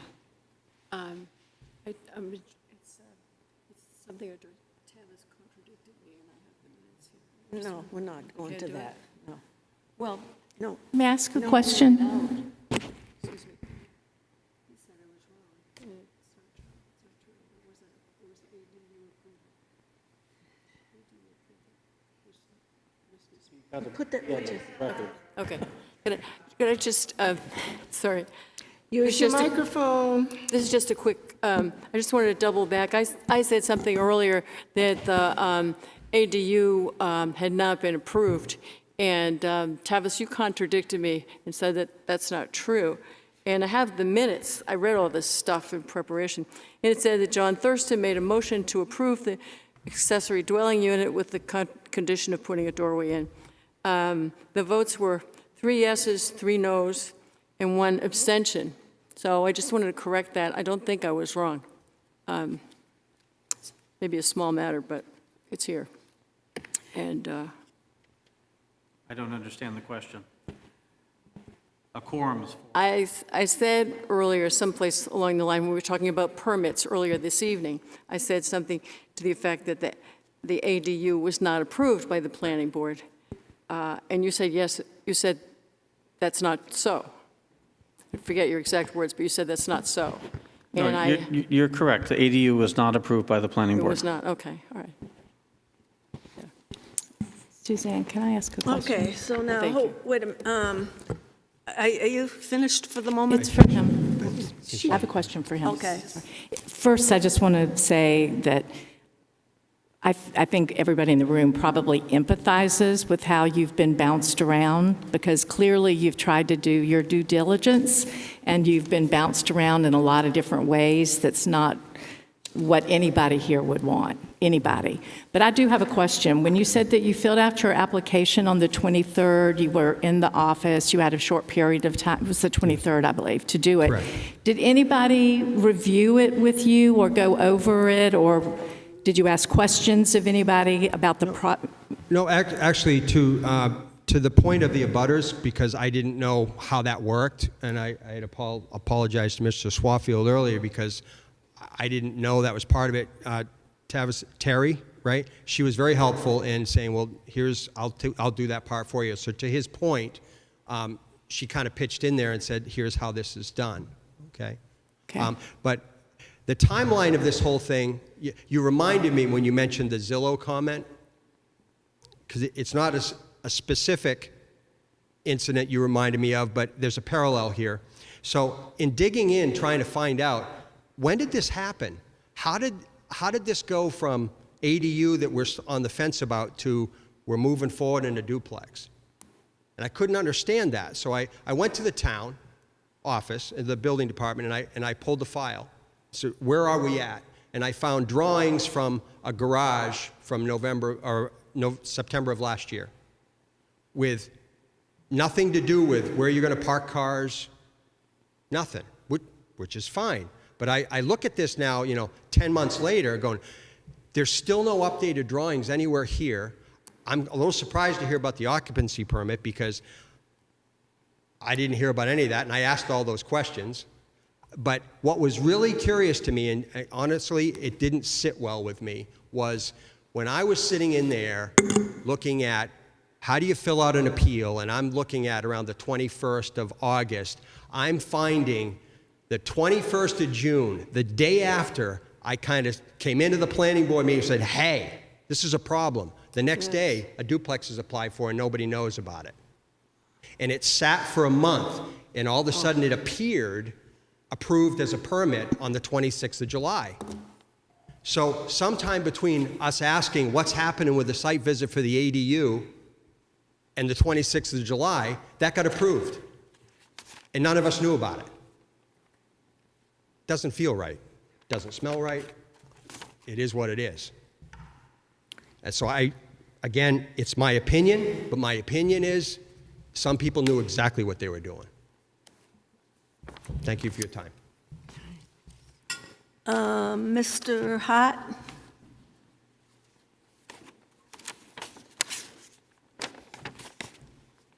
Yes, again, Dennis Hart at 20 Libby Street. I'd just like to address a couple comments that Mr. Beckwith made. He had said that prior to his addition of that riprap, big chunks of gravel, there were no other issues of stuff coming into my property. If you notice in the video, there's another portion of the property that was videoed, which is my patio that was built 3 years ago. We've never had any issues with any runoff. It's always been clear, and it's just been very natural. Several months ago, that changed, and that was before any of the regrading which has affected the front of my shed. So there's mud and silt coming down on my patio, which is only on one half of it, which is the side that is that's not blocked by my shed. So there has been an issue there for longer than just the last couple of weeks. The other comment that I want to make is the riffraff, which again, I'm not sure if I'm using the right term, but these big chunks of rock that have been thrown on top of the dirt. My understanding from talking to a few excavation people and landscaping people, that stuff is only effective if you put a layer of fabric underneath it to, and then apply the riffraff rock on top of that to keep the stuff from coming down the hill. If we have rain like we have had over the last 6 or 7 months, where it's a deluge downpour and we get inches of rain, similar to what you saw on the video, I do not believe that solution is going to take care of that issue. Again, those are just my 2 points. Yes, ma'am. Go ahead, Sarah. Mr. Hart, if I'm not mistaken, aren't you, when we took the site walk, isn't your lot the one that has those big sheets of metal Yes. as a retaining wall? Yep, that's my property, yes. Okay. And what are those for? It's purely aesthetic. I built a retaining wall, which is a 6x6 pressure-treated lumber. It's about 30 inches off the ground. We had a professional guy do it, Goose Corner Landscaping. He put Schedule 30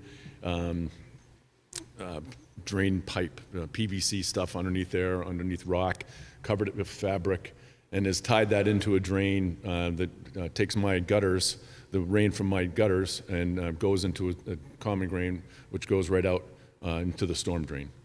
So the metal sheets that are there are just aesthetic. They're on top of a structural 6x6 pressure-treated wall. Sarah, were you raising your hand? Did you have another question? No. You all set? I'm all set, yep. Okay. I see, Mr. Brown, you got my paperwork. And did you want to say one more thing? No? Okay, so Audrey, I see your hand again. Then we'll go back over to...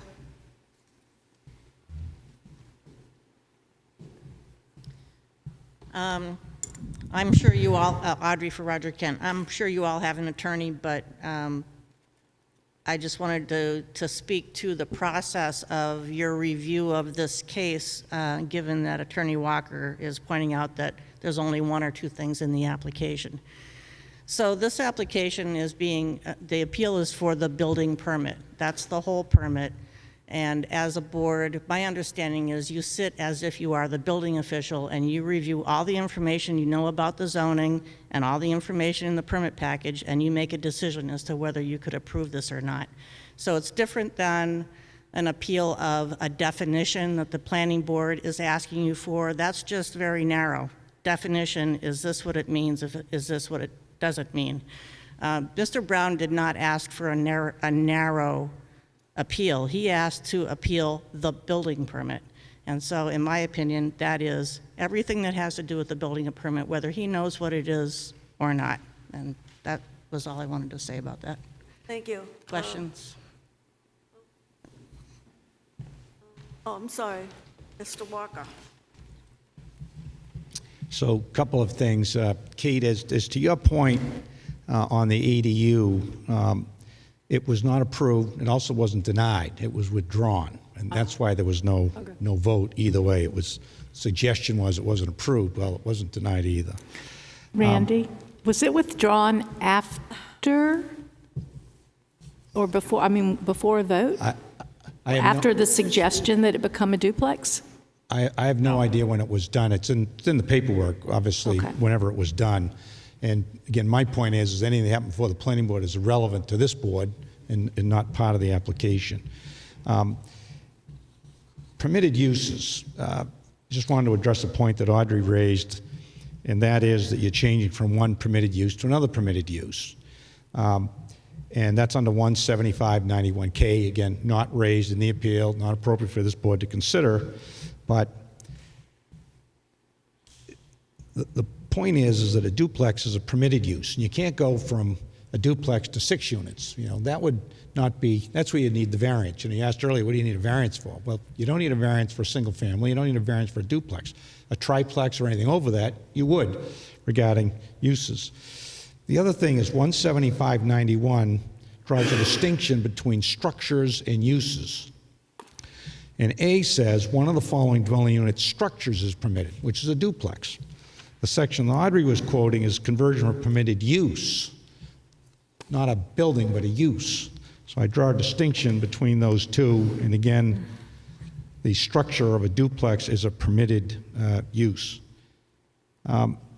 Two things regarding other people's lot changes. I believe you saw a willow tree on Mr. Brown's property when you took the site visit. Willow trees usually grow in wet soil. They like to get their feet wet, as a realtor once told me. And there was another willow tree, I believe, on his property which has been cut down, and there have been, which normally would drink up some water. I don't know the extent of it, but his own property has been altered somewhat. You just heard from Mr. Hart that he's altered his property somewhat. He's got a retaining wall and drainage, et cetera. So there's a lot of other changes that might affect the water flow, not just by Mr. Beckwith, but by the church, by Mr. Hart, and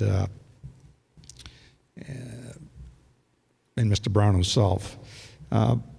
There was a comment that there's no topsoil, you know, on the Beckwith lot. It's because he isn't done. He does plan on putting topsoil back and putting grass on there, but he's been stopped from doing any work. So that is something we'd represent to the board. He does plan on doing some of those things would capture the water. And he indicated himself that the water that normally came off the church roof and used to run right down the backyards, I'll say, he's capturing and bringing it on the uphill side of his property, not the downhill side, to get it out to the road. And I think that's all I have for comments. Sarah? Yeah, I just have a quick question. Can you grab your little packet of pictures? Say again? Could you grab your little packet of pictures? Could I grab them? Yeah, you passed these out to us, sure. correct? Yep. Okay. Do you have yours? Yo, sure. Okay, okay. I just want to go through and have you identify each one, please, where it is. I mean, the top one, it's easy. It's Full Belly Deli. That's commercial downstairs, and you said 2 apartments upstairs?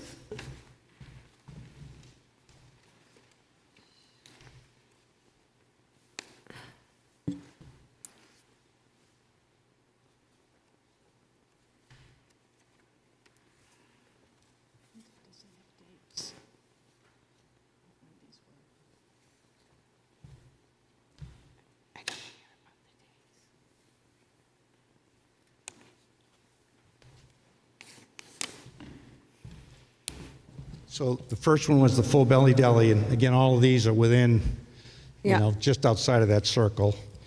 The And this- next one is, That's next to Blacksmith Printing. That's Willie lives upstairs, and I think he has a ski shop downstairs. Swafield's, Willie Swaffield.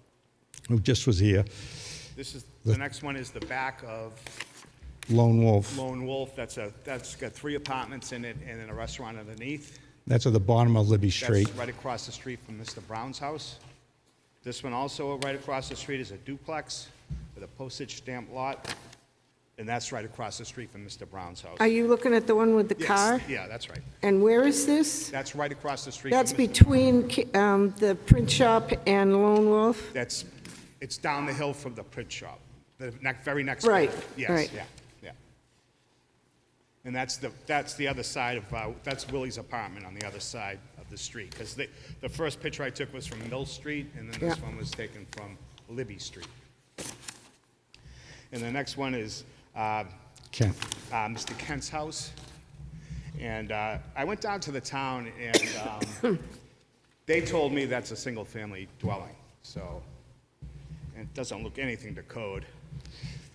In any event, the point was that they're all within like 300 feet of the Beckwith property, and they're all either duplexes or commercial, residential. And it isn't just a single-family area, that there's a lot of that, and that's what the commercial business district is for. And you can also have 100% lot coverage on a commercial district. You know, it's permissible to do that, not that we're trying to do that. Those are the points I had, unless the board had any other questions.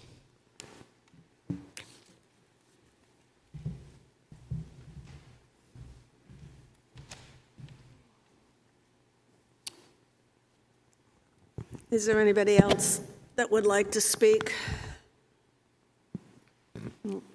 Board members, any questions to anyone that's spoken already?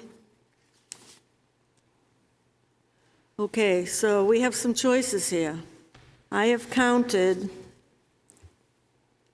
9 documents and a couple of case laws given to us tonight.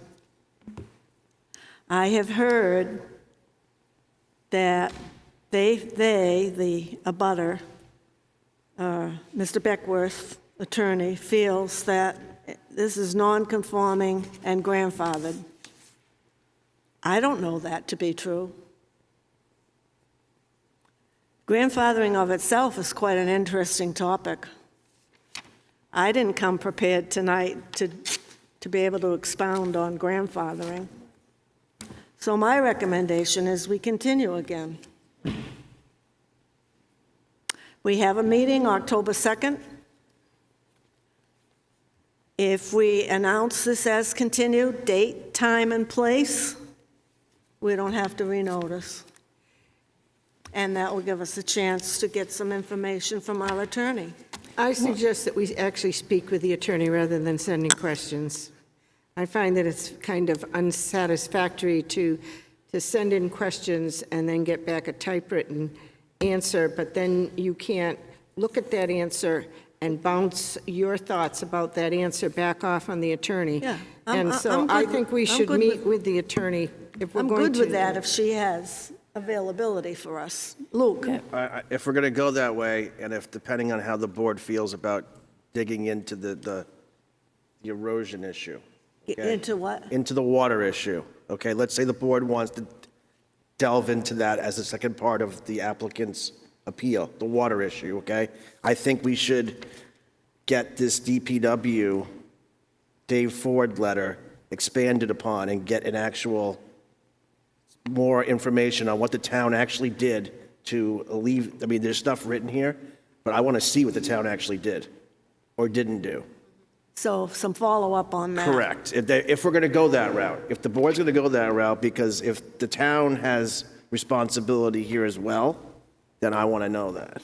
Well, I think that would follow a dual track. One would be through the town as to what was going on there. One would be to get a meeting with the attorney to talk about maybe alternate cases that are contrary to the case we got. When there's one case, there's always another one on the other side. So I think that it would be in everyone's interest to, yeah. My question. Tavis, I can't take anything from you except No, for I'm just timing. It's just about timing. My guess is you're not likely to be able to meet with people from Public Works and/or your attorney and have everything resolved a week from now. So you may not want to continue to the 2nd. I think he's right. I don't think we have time between now and the 2nd to meet with the attorney. She's very busy. But your second meeting would be the 16th. Well, my question is, where does that leave Mr. Beckwith in all of this? I mean, I think we have to move a little more quickly. He's got the stay, and it will stay until we make a decision one way or the other. There is a shot clock in the, there's a shot clock in the statute, but you don't. I can't get you into that. I can't allow you to. It's a procedural point, Suzanne. There is a timeline within the statute that you have to act, and going to the 16th is not going to put you in jeopardy of that. Wasn't there some kind of a clock that should have started as soon as the appeal was filed? I think it's 60 days. Isn't it 60 days? And there's another one from the end of the close of public hearing, yes. So you've got plenty of time. We're not confined to that clock. I believe that the attorney will make herself available to us. Tonight, she had a pre-booked appointment with another board. She's given us a good turnaround. It's just that she couldn't meet with us tonight. But you didn't ask her for October 2nd to meet with us before then. That's ridiculous to think that she can if she can't hardly breathe and give us an appointment at any other time. I think Tavis has a good point. That's a week from now. She'll find time. We're her client. It'd be nice to get it done as soon as possible. Yeah, I agree. I think we should, well, I mean, I think we should shoot for October 2nd, and if that doesn't work, we could do it a different day before this, rather than push this till the middle of October. We've got to, we've got to meet October 2nd regardless. It's, notice has been sent out and so forth. So if we find that we haven't got the results we need from our attorney by then, we're already into a session, we can continue it. But I believe that with a little persuasion, she'll come through. Is your thought to have her here, Well, you or know, do you mean really, we meet we've with got her to ahead of time? Okay, have her here? No, we meet with her in person. Meet with her in What are you person trying ahead to of time. do? I was looking to answer Luke's question. He asked about information. The town doesn't have any. We've already tried.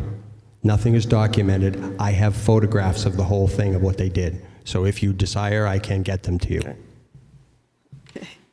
Okay. So today is the 25th, Suzanne, and you think she can meet with us either the 26th or 27th or 28th or the 29th? Yep.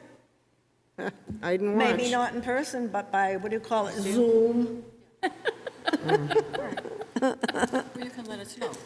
Yeah. Yeah. Okay. I'll send an email out tonight, and I'll follow up tomorrow morning. So can I entertain a motion to continue? For clarification, for people, when we meet with her, this is still an open meeting where people hear our deliberations, correct? Not, when you talk to No. town attorney, it's. Oh, that's right, closed. not with the town attorney, but then, We haven't closed gotcha. Okay. this hearing to deliberate. We're continuing this hearing to get attorney advice, after which we'll probably come to some deliberations and get information. I'm sure that Luke will take that one up, will you? Would you follow up on that one? Yes. Thank you.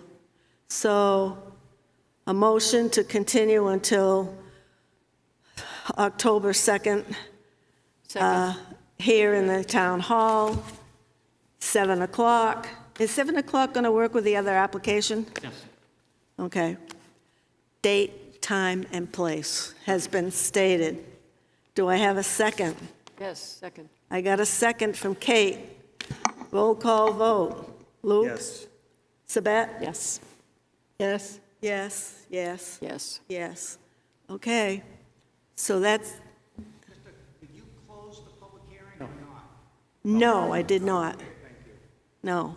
But there is one thing that I would like to do, and that is the minutes for the previous session that we had on this subject. Now, we had two meetings that, on the 11th, one was for Crooked Pond Road or whatever it was, and the other one was for this one.